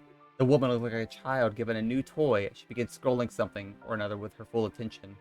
I don't particularly mind. I'll have our appointments and such. A minute or so later, she fumbles with the on-screen Kana keyboard, slowly dragging her thumb across the grid to carefully type in her reply. Noticing my slightly baffled staring upon sending her message, gives a grin. こういうのって本当にすごいよね。一昔前はただのチャットスペースだったのに、今じゃサイバースペース全部がポケットの中に収まるんだもん。世界中の誰とでも簡単につながれるし、図書館の蔵書も丸ごと収容できちゃう。 These things are pretty cool, aren't they? They might have just been for chatting before, but now it's all of cyberspace right in your pocket. The modern world's amazing. You can talk to anyone in the world so easily, or read an entire library. What an antiquated way of speaking. I've never heard cyberspace used by anyone, at least not without a thick sense of irony. Without intending to, I let my confusion show on my face. あれ、なんか変なこと言ったかな。 Did I say something wrong? 別に。ただ、最近はみんなスマホに慣れてると思ってたから。 No, not at all. It's just, I thought everyone was used to phones these days. She quickly puts her phone away into a pocket and takes to her feet once more, slightly embarrassed for my picking up on it. You know, she's right. I haven't heard someone say cyberspace in a long time. Listen, the only cyberspace I've heard is CyberQuest on PBS. Chase, are we old? Listen, we might be old. We got PBS with Read Between the Lions. What was? I'm trying to remember all the PBS shows that I didn't really get to watch PBS because I know it's public broadcasting, but I had the newfangled thing called satellite, so I was able to watch all the good stuff. I was like, did y'all not get PBS on satellite? We did, but why watch PBS when you have unfiltered Cartoon Network and Boomerang? No, that's valid. That's fair. I understand that. Like, don't get me wrong, PBS is great. PBS is lovely, but everyone having nostalgia for like Arthur and such, I'm just like, cool. I never watched Arthur. I think I watched like one episode. You gotta watch Arthur. Arthur's a Bob. Arthur's a fucking banger. All I know is Arthur has just been the birthplace of so many like modern memes. Yeah, it's because it was like a group trauma. We all saw Arthur go through some wild stuff. I know we all hate DW. I know that much. Fuck DW. Fuck DW. Other than that, yeah, like I think CyberQuest is like the last time I've heard cyber. That's Cyber Chase was the last time I heard of cyberspace. My brain is fried trying to like rewind. Be kind, rewind. There you go. Pay the fee of $5 because you didn't rewind your VHS tape. I remember going to like a movie gallery, and if you didn't rewind your tape, they would open up the rental, see that you hadn't rewind it, make you pay $5, and do the public humiliation of rewinding it yourself in front of everybody. So you have to stand there and like wait for it to rewind fully, and then hand it back to them. Easy work. No, they did not do that. I don't remember, honestly. They may have done that, and I just have no memory of the occurrence anymore. I mean, does anyone else remember just going to a place and renting a movie in general? Did that die with our generation? It did die with our generation, and I'm kind of glad it did, because it was an awful experience. It was like, I want this movie, and they don't have it. And just the fees with. Oh my god, the fees! Like, you'd rent a movie for the weekend, forget to take it back on like Monday, and then when you go back to the next one, they're like, you're just like see it in the middle of the week, and you're like, ah shit, I'm like 3 days late. Yeah, and then they're like $100. But like, I'll just go buy the movie then. Yeah, it's just like, for this, I just purchased movies. Like, the only time that it was okay was when it was like anime related, because getting anime back in the day was atrocious. My local library was kind enough to have a bunch of anime on hand. But That was a good shot. it was That was a all good shot. VHS, and they didn't have any late fees. They were just like, yeah, just like check it out. We'll give you a phone call whenever like it's getting close to being due, and then when it's overdue, we won't like charge you crazy. Did you have late fees at your local library? I'm jealous. I'm so jealous. Well, I mean, it probably helped because my one of my relatives was like the head librarian, so like she probably just like why. she probably just like hand waved some stuff. She was like, "It's okay, Gray. You can just get away with like renting out the whole like VHS series of Neon Genesis."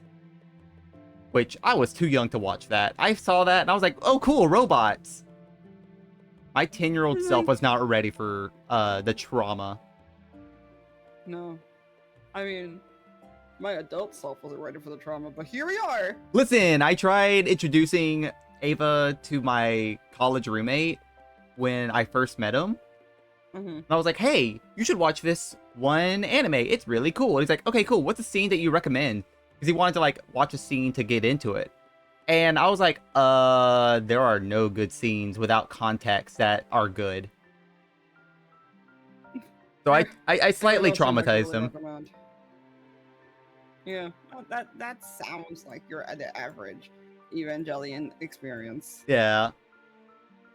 私はほら田舎育ちだからこういうのを使うようになったのってつい最近のことでさコンピューターとかスマホとかまだ慣れてなくて I grew up in the country, so it's only recently that I've been able to try things like this. Computers and smartphones are all new to me, really. I suppose being a country bumpkin would explain it. Though I thought even the most remote corners of Japan would at least have the cheaper smartphones around by now. Country bumpkin's pretty fucking rude, I'll tell you that much. If someone like Shino finds phones so exciting, maybe Yasue will too. Getting any signal for internet access is obviously a non-starter though. じゃあどうして都会に来たの What made you come to the city then? 一言で言えば冒険かないろんな仕事を転々としてその時々に興味があることをやってる Adventure in a word. I tend to drift between jobs, taking on whatever's interesting. その仕事も次が見つかるまでのつなぎってこと So, どれくらいいるの so this is just temporary for you too? How long are you staying? Give a simple shrug. 飽きるまでかな Until I get bored of this one, I guess. What an odd attitude. I'd vaguely heard of people who drift from job to job as their whims take them. This is my first time meeting someone I'd like that. I'd be lying if I said I weren't a little envious of her approach to do things. それって大変じゃない Isn't that hard? 別に心のありようさえずれてなければ生きるのはぐんと楽になるよ Nah, as long as you have the right attitude. Life gets a lot easier. これだって思える生き方があればいいよね私はいつもどんなちっぽけなことでも正しい形にできたらなって思ってる軸さえぶれなきゃ目の前で起きてることもあんまり気にならなくなるんじゃないかな You have to dedicate yourself to something along the way. I think, even if it's something small, I always try to act to set things right in the world.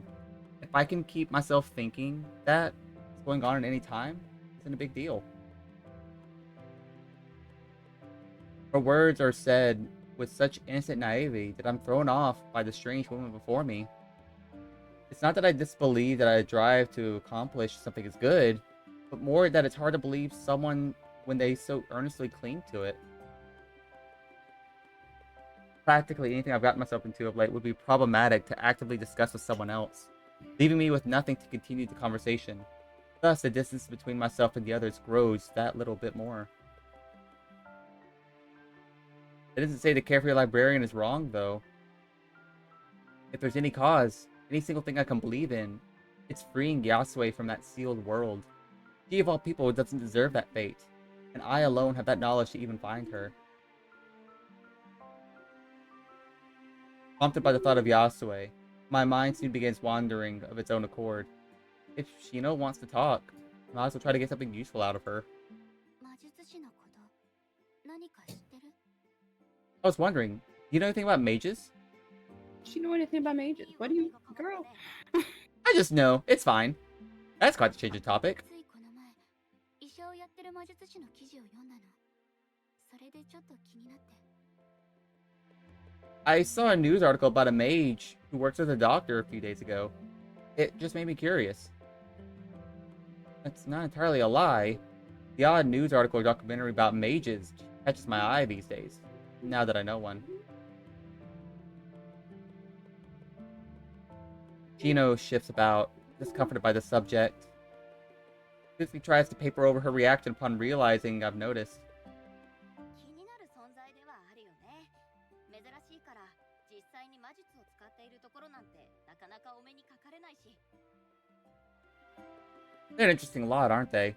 There's so few around that you rarely get to see the magic actually being used. それもそうだけど、全く違う人生を歩んできた人がすぐそばにいるのに、誰もそれに気づかないって不思議だなって、そう思わない？ It's more that it's weird how people so different could be right beside us. That their experiences are so different, but nobody could tell. Do you think so? 平均的な魔術師は普通の人とあまり変わらない。なのに魔術に不信感を持たれちゃうのは残念だよね。 I can take over whenever. Okay. 目立たないように。 I'll try to get past the library scene and then I'll pass it over. Sure. The average mage isn't much different to a regular person, you know? It's sad how people are so distrustful of magic. They're supposed to do keep their heads down there, though. それに力の強い魔術師となれば話は別じゃない？ヨーロッパだともっと堂々と暮らしてるみたいだし、古くから続く血統の魔術師は城を持ってることもある。自然の法則を破れるなら政府が手出しできる相手じゃないしね。 Besides, powerful mages are something else, right? In Europe, they live way more openly, and have ancient bloodlines who own whole palaces. What government would try to police you if you could break the laws of nature on a whim? だからこそみんな魔術師に対して慎重になるんだろうね。異質なものを恐れるのは人の常だもん。 I suppose that's why people get so cautious around mages, though. People fear what's different. I can only imagine how powerful a mage must have been to seal away a whole portion of the world. The entirety of Old Sapporo and its people, carved away from reality and lingering for an eternity. How anyone there has gone mad is beyond me. Oh, so they're stuck in like a time prison, not just Yasue. I figured the whole place was stuck in a time prison. I thought it was just Yasue. Okay, well then. Shino's earnestness is no less visible on this topic than the last. Her angst over people's dislike of Mage is quite clear. She hardly seems the type to hide her feelings, earning her some degree of trust, even if I do dislike her nosiness. Realizing the time is getting on as the sun begins to set further, I file away Shino's potential source of information as I get up and slide the book into my bag. もう帰るの？ Heading home? 疲れすぎないうちに帰らなきゃ。今日も長居させてくれてありがとう。 I should head back before I get too tired. Thank you again for letting me stay so long. いつでも大歓迎。広い図書館で一人きり、延々と本を片付け続けるだけなんて寂しいもん。 My pleasure. Endlessly stacking books in this big building all by myself gets lonely.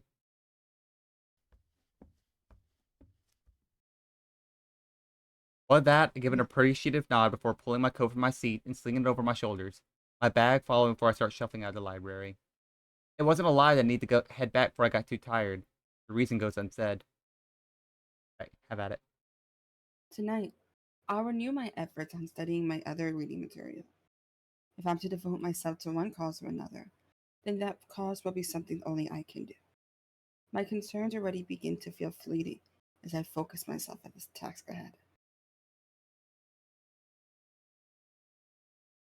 From now, my purpose in life will be freeing Yasue from her gilded cage.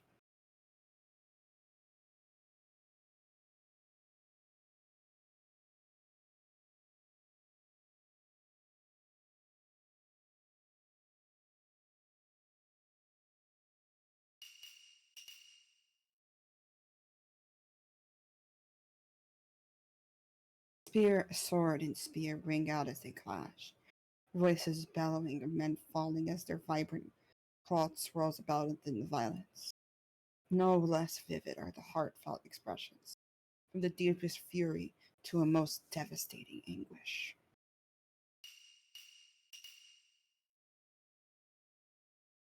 From my seat in the audience, I watch on silently with rapt fascination. Chushingura, a tale of 47 Ronin in their quest to avenge their master, caught between loyalty to their late lord and duty to the shogunate.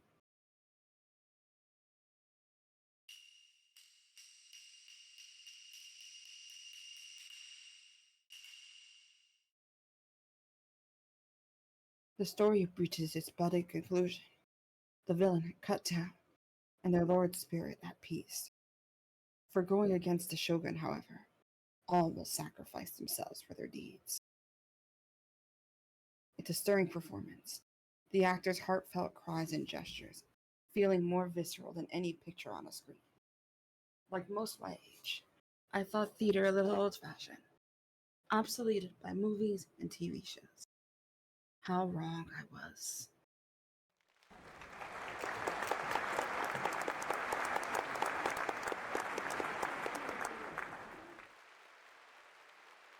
The crowd's throughout applause, joined by my own, echoes about as the heavy curtain draws across the stage.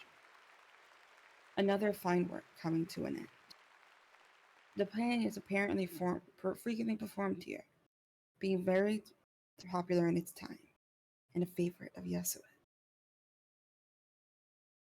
It's no wonder either. This is a heartfelt tale of honor in an era in search of a cause. In the tumultuous upheaval of a feudal society becoming a modern imperial power, it's inevitable that many would remember a simpler, somehow fictional past. Chushingura even resonates with someone like me. It isn't that it isn't that honor doesn't exist anymore within my own time, albeit in a simpler form, but that it's distant, something you only hear about on the news.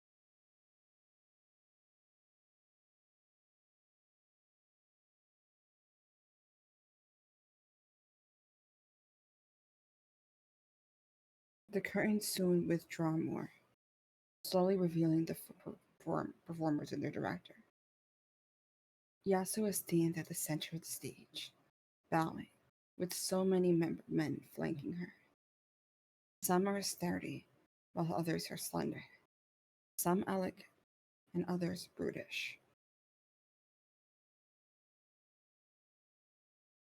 All natures and appearances are represented, each having given their all in the grand play.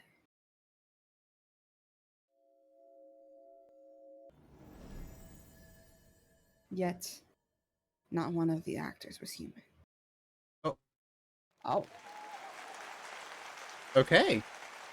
oh, it's just Yasuo. Okay, that's neat. So yeah, she's like, I am a one-man theater troupe. Yeah, I guess when you were married, you could do that, I mean, yeah. but you can't fix your girls. You know what? I'm gonna ask you for It's Yasuo like, Water. sorry, I can like perform a long-length play, but I can't figure out a way to stop you from hurting yourself. With over 40 people. After another round of applause ensues from the crowd, who are no less delighted by the illusion than the performance itself. Of course, I'm among them. No matter how many times I see it, Yasuo's magic still amazes me.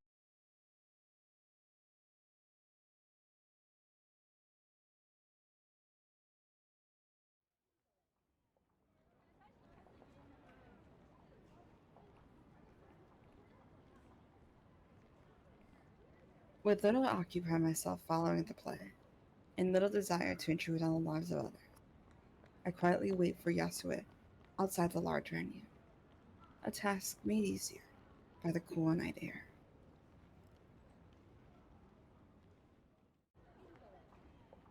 Life goes by slowly here. The contrast is one of the most jarring things about our world. Even the most patient modern people have a sense of urgency about them. They're always thinking about things they need to do, people to meet, and news to read.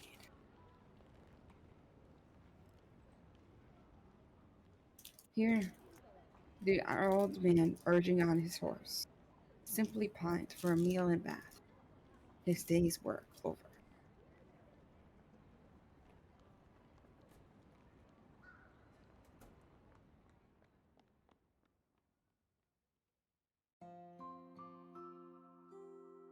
As Yasue finally leaves the venue, I call out to her. The way her shoulders relax a little when she sees me when she sees me waiting doesn't go miss. 楽しんでもらえたかしら。 I trust you enjoyed the show? ええ、とても。普段歌舞伎や舞台なんて無縁の生活だけど、それでも感動したよ。 Of course. I don't get to see kabuki much, and definitely nothing like that.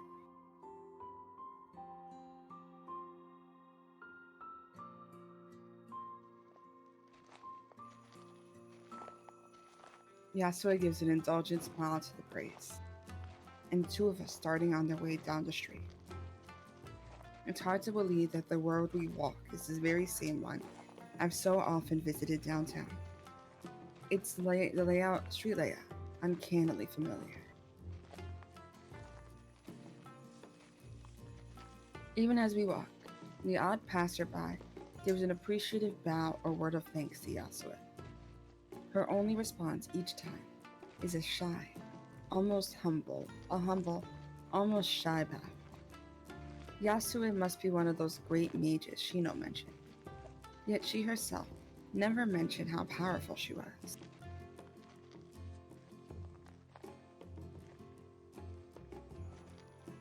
Far from finding herself flustered by those around her, she instead turns to me for conversation.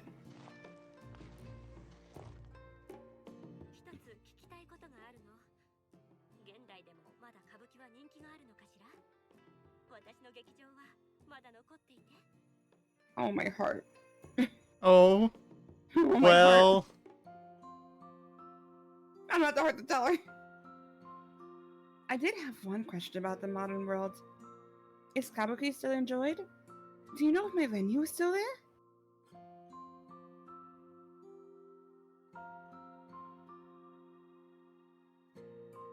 I feel a little pain by her clear hope for a different answer than I can give. In a world of movies, phones, and streaming, theaters largely relegated to the more culturally refined.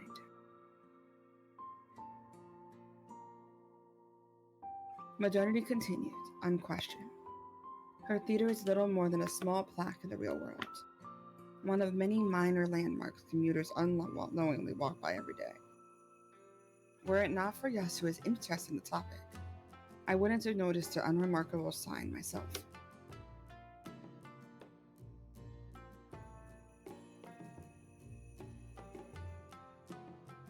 Said plaque never mentioned Yasue though. Odd for someone who seems to have practically created the venue's reputation. 今はいろんなエンタ娯楽があるから劇場に通ってるのは年配の方が多いかな。 People have a lot of entertainment available to them these days, so it's usually the older generation who still attends. でも本州だとまだ観客は多い方。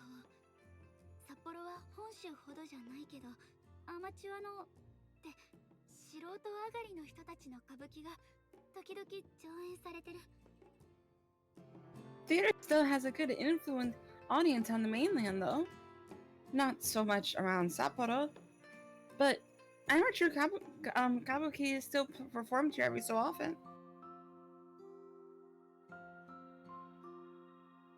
I try to put as positive a spin on it as I can, but the slight cloudy to her expression is enough to see that I fail.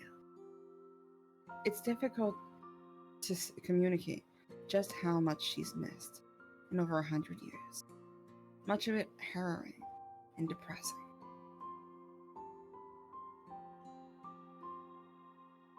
Trying to move the topic to a more palatable ground, I speak first. ねえ、いろんな魔術を使えるのに、どうして歌舞伎に使おうと思ったの？ With all your magic, what drew you to use it for karaoke? 魔術師というのはね、時々妙なことをしたがるものなの。私たちの本質は普通の社会ではあまり受け入れられないものだから、関わりを持たずに生きているうちに変容していく。でも皆が私の術に目を輝かせているのを見て、歌舞伎をなりわいにしようと心に決めたの。 Mages are often a little eccentric. Our nature tends toward that which normal society doesn't understand. That isolation changing us. When I saw how delighted people were with what I conjured, I decided then and there to keep doing this for a living. 妹にも普通の人々と関わっていきたいという思いがあればよかったのに。 If only my sister had the same desire to remain rooted with common people. She never mentioned she had a sister. Even now, her words more mumbled to herself than directed toward me. 魔術師ってあんまりいなさそう。私、あなたに会うまで一人も知らなかった。 There don't exactly seem to be many mages around. I never even seen one before meeting you.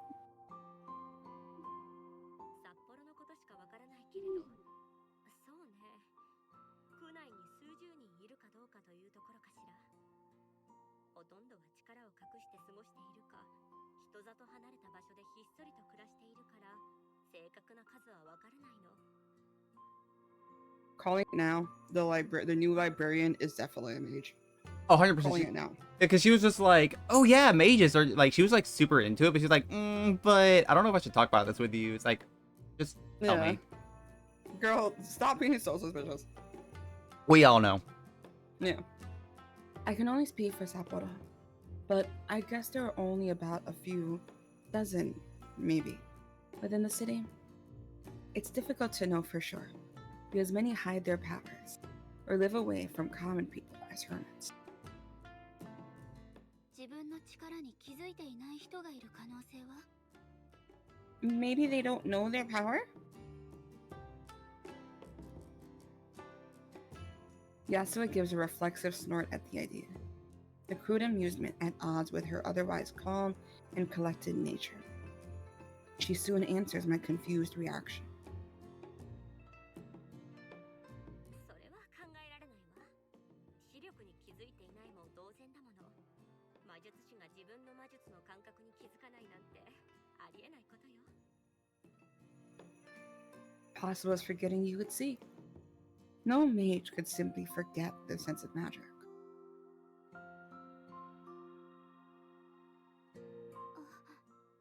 そうなんだ。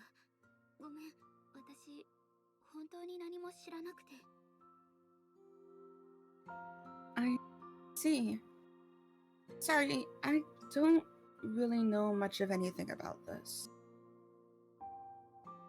そうでしょうね。でもあなたは、この閉ざされた世界をやすやすと行き来しているようね。 You say that, but you seem to leave this sealed world quite easily.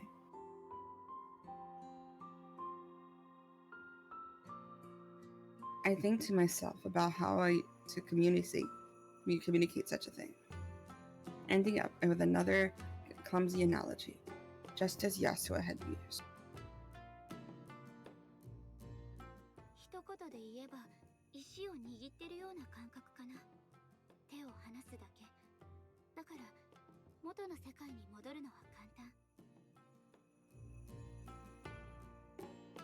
If I had to put it one way, it feels like holding a rock.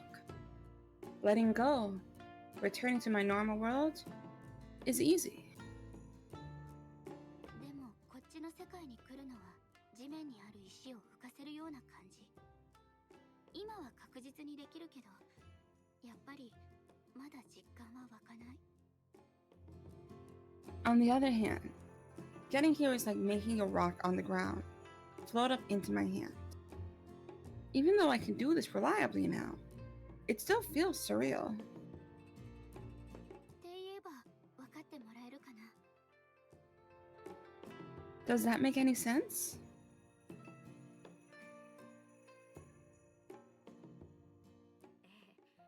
実に理にかなっているわね。私も魔術について聞かれたらそう説明すると思う。 That makes altogether too much sense, actually. I couldn't have described magic any better myself.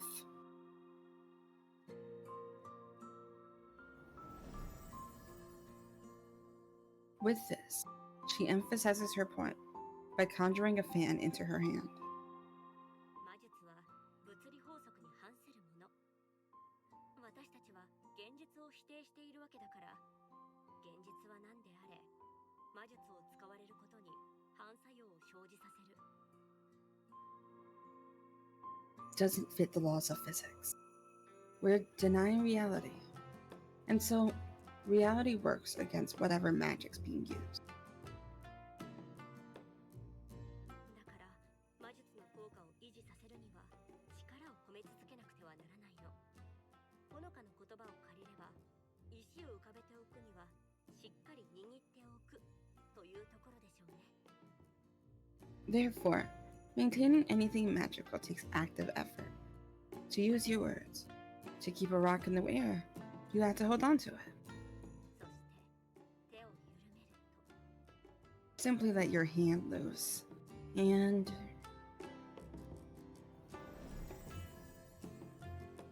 with this, her fan dematerializes in a moment. 石が地面に落ちるということ。 It drops to the ground. もしかしたらほのかは自分で思っているよりも魔術のことをよく分かっているのかもしれないわね。 Perhaps you're not as ignorant to our ways as you think. そんな、まだまだ知らなきゃいけないことだらけだよ。私、質問してばかりだよね。嫌ならごめん。 I still need to learn more about all this. Sorry if you don't like me questioning you all the time. とんでもない。あなたの好奇心は素敵よ。お友達に聞いたことは？ On the contrary, I actually rather like that sense of curiosity you have about you. Have you tried asking your friends about them? 友達なんていないよ。誰かと仲良くなれる性格でもないし。 I don't have friends to ask. I'm really not that type. あら、私にはそうは思えないけれど。 You seemed rather approachable to me. 実はね、この世界に来るのがわざと年だけを積んですっかり傲慢になった年寄りの魔術師だったらどうしようかと心配していたの。 Here I was, wondering whoever might have arrived in this world would be some aloof mage, grown haughty and arrogant from skill and age.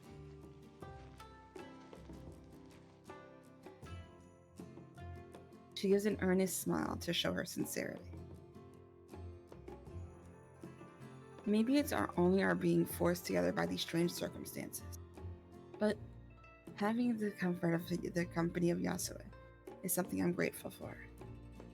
For all she accepts my questioning of her, Yasue never pries into my own affairs. Besides, everyone would seem approachable to her. So many walk up to Yasue on the street, the powerful maids thinking nothing of speaking to them as equals. It'd be so easy to become arrogant and aloof with that kind of power.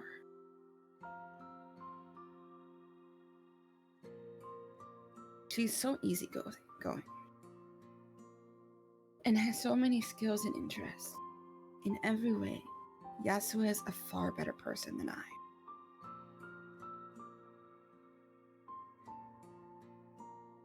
How unfair it is that someone like her, instead of me, would be so cruelly sealed away.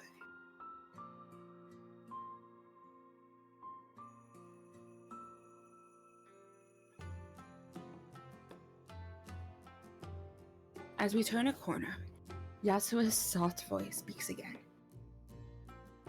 もう一つ聞きたいことがあったの。どうして私を強い魔術師だと思ったの？比べられる魔術師の知り合いなんていないでしょ？ I did have one more question, actually. Where did you get the idea I was powerful? You have nobody to compare me with, right? 大学の新しい師匠がおしゃべり好きだから魔術のこと聞いてみたの。自分が使うもののことは知っておきたいし。 The new librarian at my university wanted to chat with me, so I asked about magic. I thought I should know more about something I'm using. まあ、大学生なのね。すごいわ。何を勉強しているのか聞いてもいいかしら。 In a university. That's wonderful. May I ask what you're studying? I'm a little taken aback by Yasuo's excitement, but before remembering the context, university must have been rare to get into in her time, let alone for a woman. 人文学よ。主に文学ね。 Alright. Hold the phone. She's studying literature, and she still thought blood magic was a good idea. Yeah, like, that would have been So- like, maybe I shouldn't do this thing. But okay, you do you, girly. We listen and we don't judge. Humanities, literature mainly. あら、この世界が役に立ちそうだこと。 Wow, now. How useful that you found yourself in the past. 西洋文学な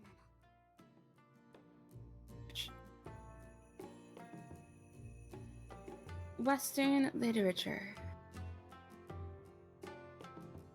Oh. The pace of the conversation comes to a stop. Yasuo left with an awkward smile. We almost found a common wavelength though so often, only to miss by so little each time.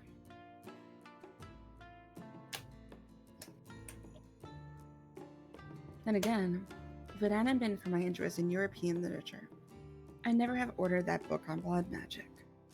I wouldn't have had the patience to slowly read through the handwritten pages either. My well-thumbed Italian dictionary on hand, all the while. ここで聞いた情報を使わせてもらうとしても、参考文献一覧にどう書けばいいの？友達から聞いた話とか？ I mean, you can always say your girlfriend told you, but I don't know how effective that would be. Yeah. What would I even put in my bibliography if I could use something I found here? A friend told me? あら、友達はいないんじゃなかったの？ I thought you said you didn't have any friends. That was a cheap rhetorical trap, and her teasing face shows she knows it. That being said, I find myself rolling the idea around in my mind like a sweet.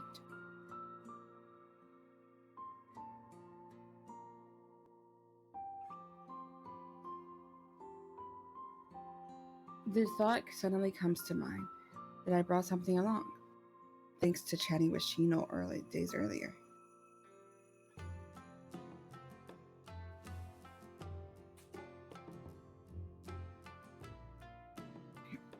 My hand dives into my pocket to retrieve my phone, but before I should show it to her, a cheerful red packet slips out and falls to the ground first.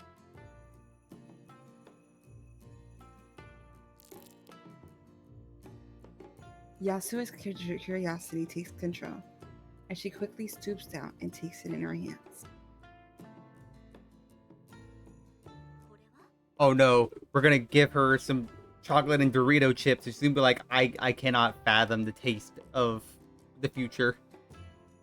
I feel like she might actually instantly die.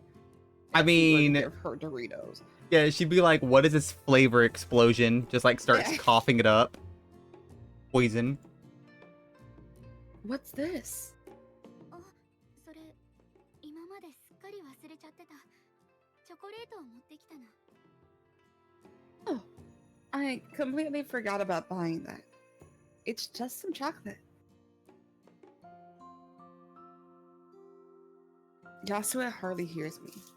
She's entirely captivated by the relic of my world, and she turns to pack it this way and that. She's probably unable to read the English branding, and unused to the modern packaging to begin with.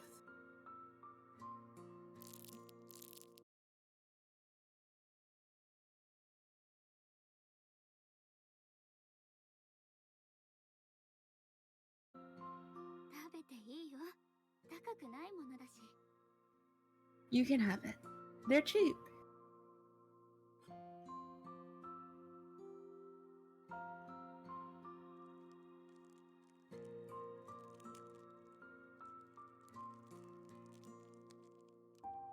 And this would be the beginning of Yasuo's chocolate addiction. I know, she's like, did you bring more chocolate? Please, I need more chocolate. I'm a little startled by how quickly she begins to work on the wrapper, and how clumsily she rips it apart. It's easy to forget just how ingrained so many everyday things are to a modern person, like the specific ways packets are designed to open.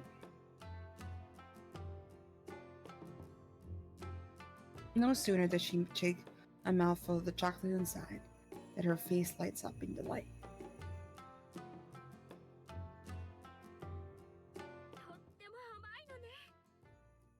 It's so sweet. She continues munching away, raising her free hand to poorly hide her chewing mouth.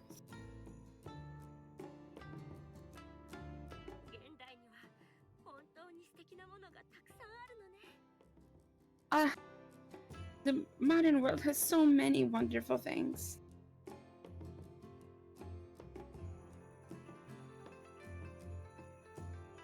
So Yasuo has a sweet tooth. I mean, I wonder what sugary treats reach Hokkaido. She might have only ever had bean and rice-based confectionery. Sugar would be terribly sweet compared to anything she's had before.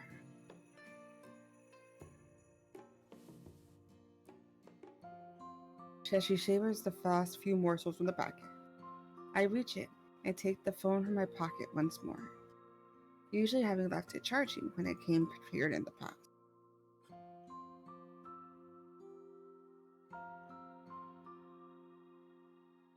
Yasue gulps down the last of her chocolate as I bring it up between us, her puzzled face reflecting off its shiny black screen.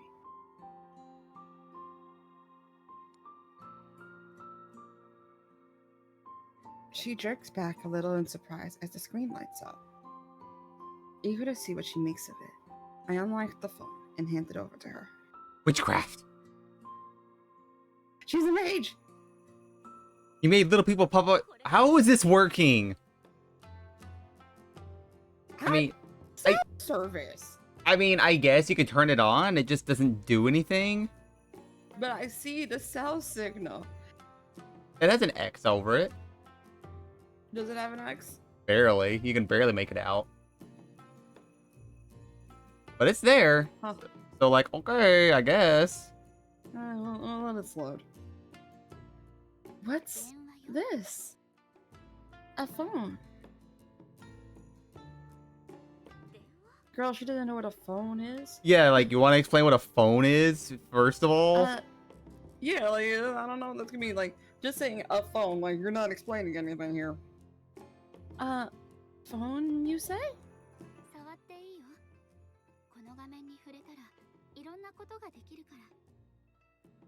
Here, you can tap on the screen to do things. I give it a couple of taps here and there, to show opening an app and such.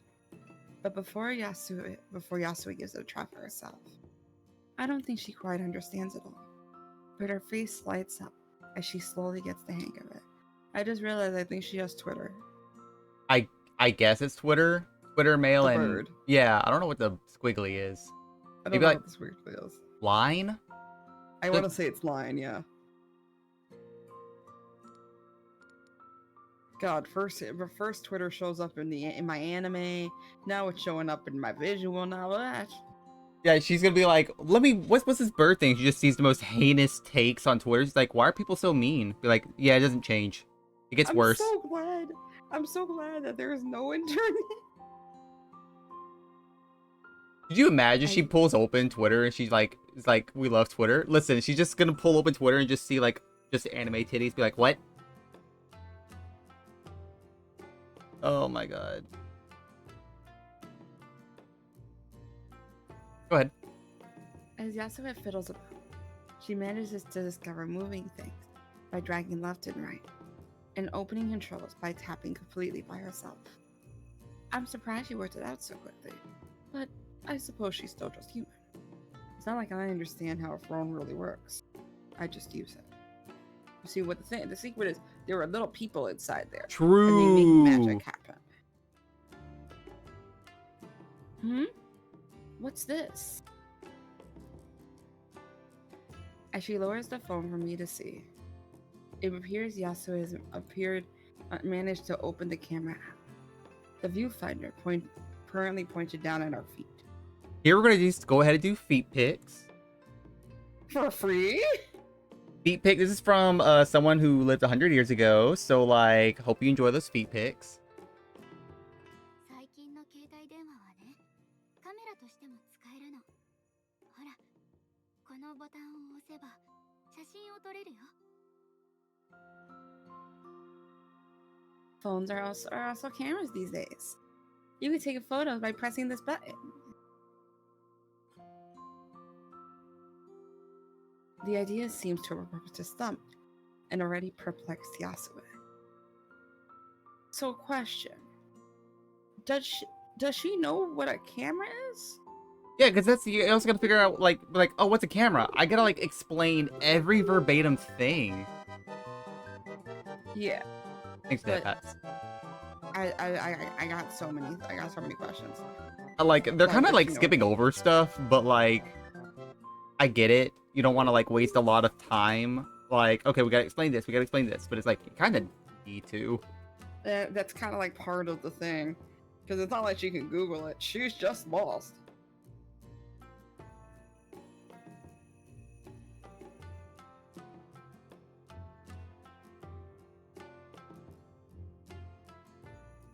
I take the phone back to guide her through how the camera works. Changing to the front camera and holding it up to show us both on the same screen. It's admittedly a little clumsy. I've never been one for selfies, and keep trying to move the phone away, the wrong way to keep us in the shot.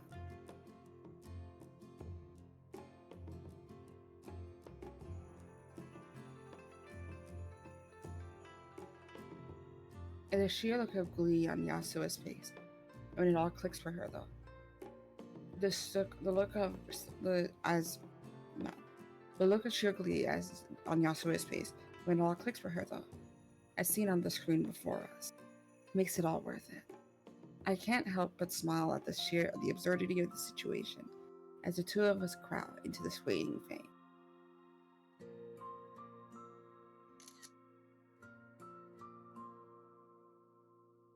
With some difficulty, I managed to somehow maneuver a finger onto the shutter button, finally taking the shot with a cloud click.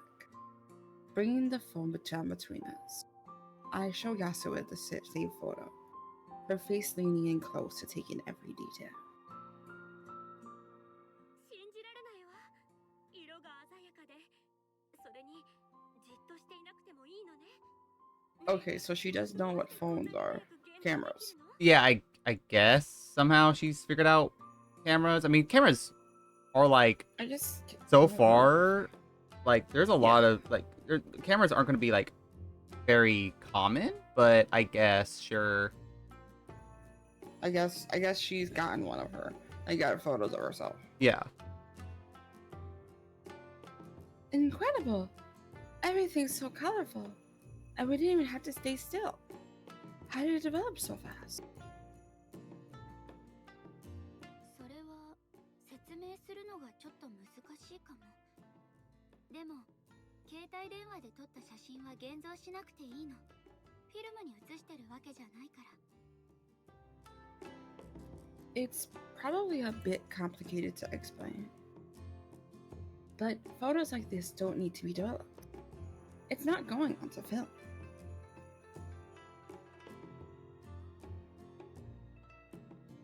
As I'm so used to the digital era that the days of film cameras has slipped my mind.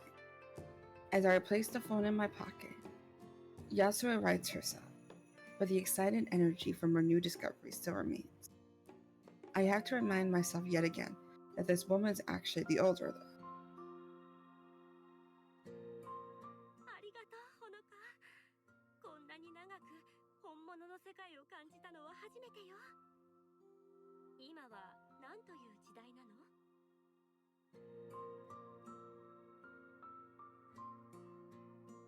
For the first time in so long, I have some connection to the real world of the which era is it now?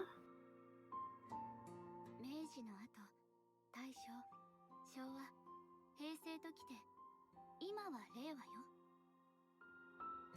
For the Meiji era, it went Daisho, Showa, Heisei, and now Reiwa. 令和。いい響きね。きっと素晴らしい暮らしを送っているんでしょうね。 Reiwa. How lovely a name. Those in your era must live an amazing life. それに食べ物も。さっきのチョコレート、すごく美味しかったもの。 And the food as well. It's so nice.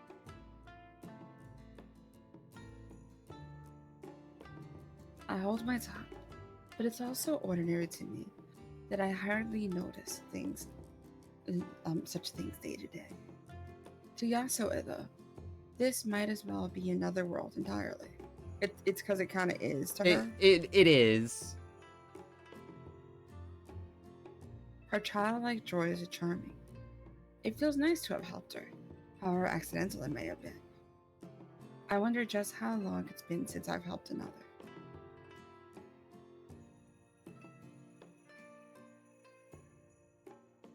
I'm so wrapped up in my own feelings that it takes a moment to realize that Yasuo's attention has shifted back to me.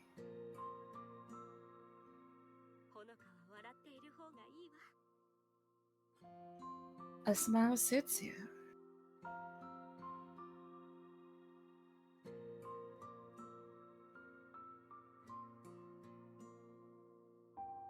In a moment, my face collapses. It's not that I hate her well-meaning compliment, but somehow it doesn't feel right to smile. Not after everything that's happened. 安江はどうしていつも笑っていられるの？閉じ込められた後でさえも。 I don't know how you smile so easily, especially after being sealed away. だってもう100年以上経ったのよ。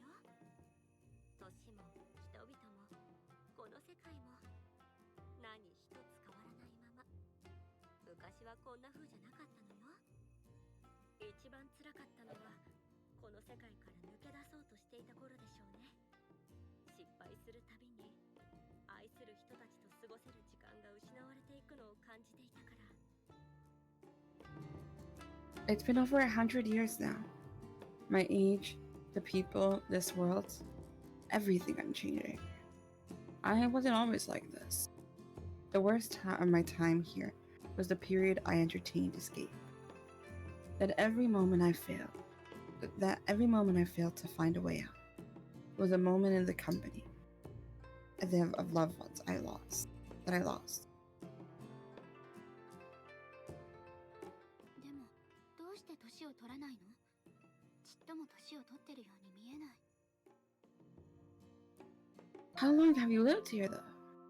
You don't look old at all. あら、ありがとう。 Why, thank you. 魔術師の中でも特に力の強い者は自分の魔術で老化を遅らせることができるの。普通の人の3倍、いえ、それ以上に長生きする人もいるわ。 Mages, powerful ones anyway, can tap a little of their magic to slow their aging. It's not unusual for some to live perhaps triple a normal lifespan, or even more. あっさりと諦めることもできたけれど、私は I could have taken the easy way out and not done so, but ここで死ぬわけにはいかなかった。あの I 子に couldn't. 私をさまよわせるべく作ったこの牢獄で死ぬわけにはいかなかったのよ。あの子への復讐は私の最後の劇になっていたでしょうね。あの子が I think it's her sister that locked her in here. I think so too. Oh no. I couldn't let myself die here. Not in the prison she sent me to wander. My revenge on her would have been my final blow. If only she still lived.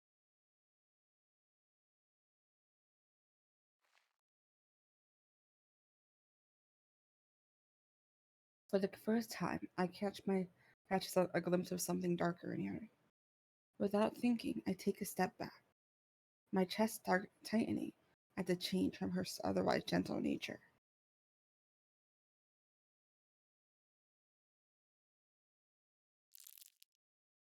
Oh, oh, Huh? oh. Huh? Okay, I got so scared. I was like, Lovely. Okay. The cheerful red packet crumpling up in her tightening hand reminds her of the here and now. Yasuo forcing the thoughts from her mind, given my presence. It's only natural to hate anyone who did such a thing to her. But I didn't know she had such anger bottled up. Girl, she's been locked here for over 100 years. You would think that it's kind of normal that she does. just a little bit. I'd be more surprised if she did it. She was just like, oh, yeah, someone trapped me here and all my friends and family for 100 years. But I'm totally cool with that. I'd be like, Yasuo? Yasuo, are we good? No, we're not good. No, we're not good.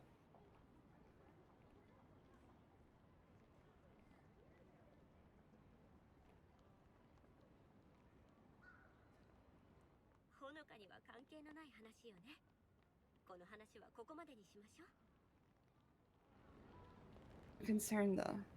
Let's end the talk of that matter. そういえば、ほのかの世界は随分と様変わりしているようね。おズボンが一般的なのかしら？ I see much has changed in your world, if not mine. Pants are common now, for one. She gives a small smile, trying to distract herself with a lighter topic.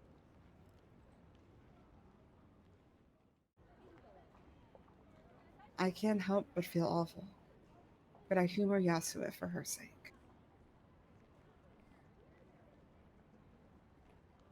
I wouldn't say it to her now of all times, but this world reminds me a little of a snow globe. A small slice of the world, captured at one point in time, and now everlasting. A world where the company of strangers is all she had. そうだけど安心して。着物や浴衣もお祭りや行事の時に着てる人は多いから。私も最近の花火大会で浴衣を着たよ。 Don't worry, kimono yukata are still worn, especially for festivals and events. I wore one to the last fireworks, actually. まあ、でしょうね。 I'd like to see that. You'd look pretty in one. Every so often, she overstepped into undeserving compliments. I get that she wants to put me at ease, though. 子供の My 頃 bad. の一番古い記憶の一つが、浴衣を着て出かける準備は万端だったのに、祭りが中止になったことでね。泣いてダダをこねる私を慰めようと、両親がホタルを見に連れて行ってくれたの。 Memories as a child is of standing around in my yukata all ready to go, but the festival being canceled. To cheer me up, my parents took me to see fireflies instead. あの時のホタルは花火よりも綺麗だった。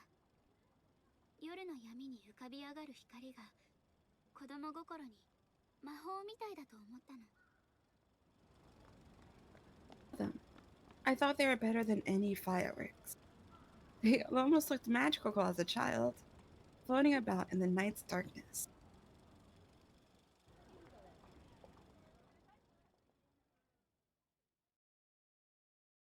素敵な思い出だこと。ホタルなんてもうずっと見ていないわ。 That's sweet. It's been a long time since I saw those. Oh, no, there's red. There's red stuff. Okay, okay. I guess like the pain of the cutting ourselves makes it to where we have to go back. I would think so. Maybe.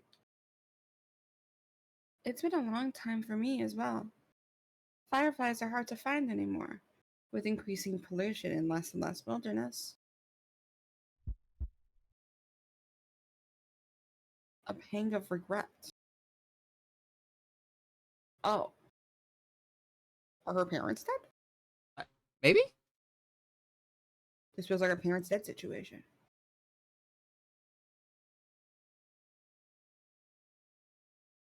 Interesting. I feel an altogether too familiar pang of regret at mentioning my family. My body going cold at the idea of having to think about this any farther. This is the one place I'm free of that feeling. Why did I have to bring them up? Please don't ask about them any further, Yasue. Please.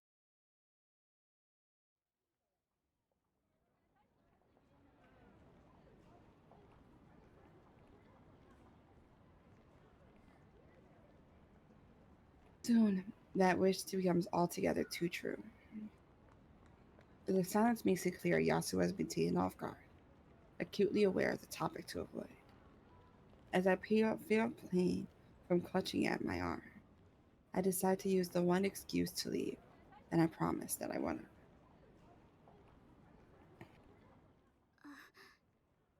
そろそろ戻らなきゃ。疲れちゃった。 I should be going. I'm feeling tired. そう、ゆっくり休んでね。 That's fine, Honoka. Take care of yourself.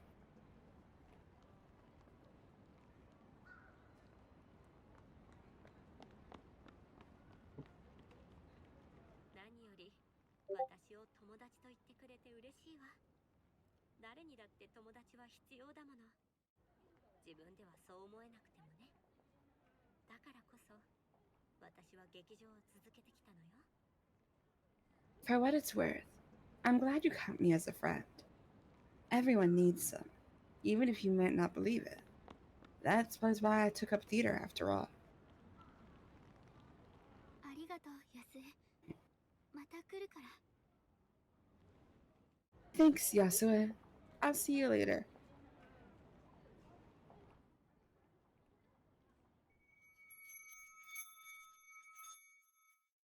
Okay.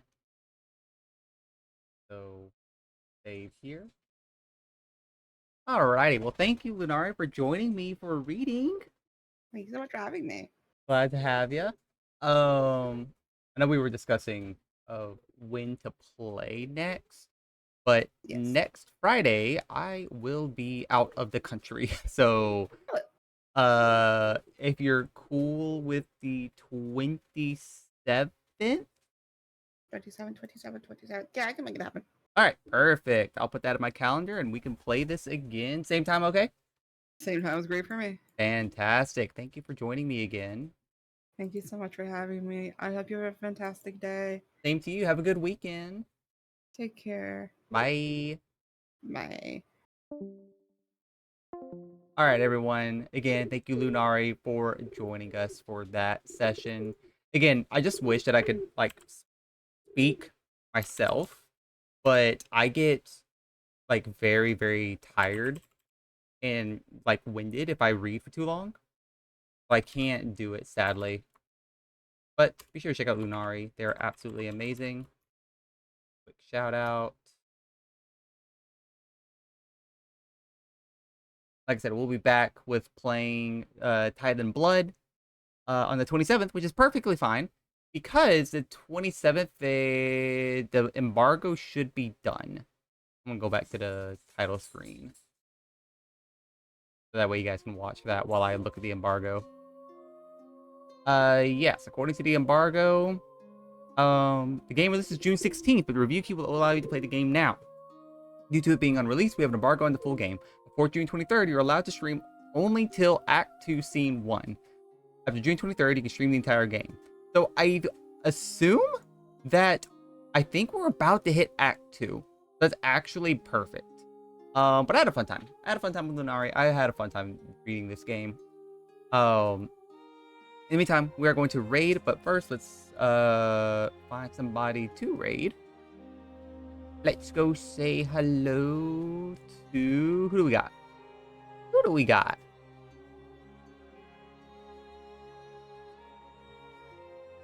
Let's go say hi. I just saw them.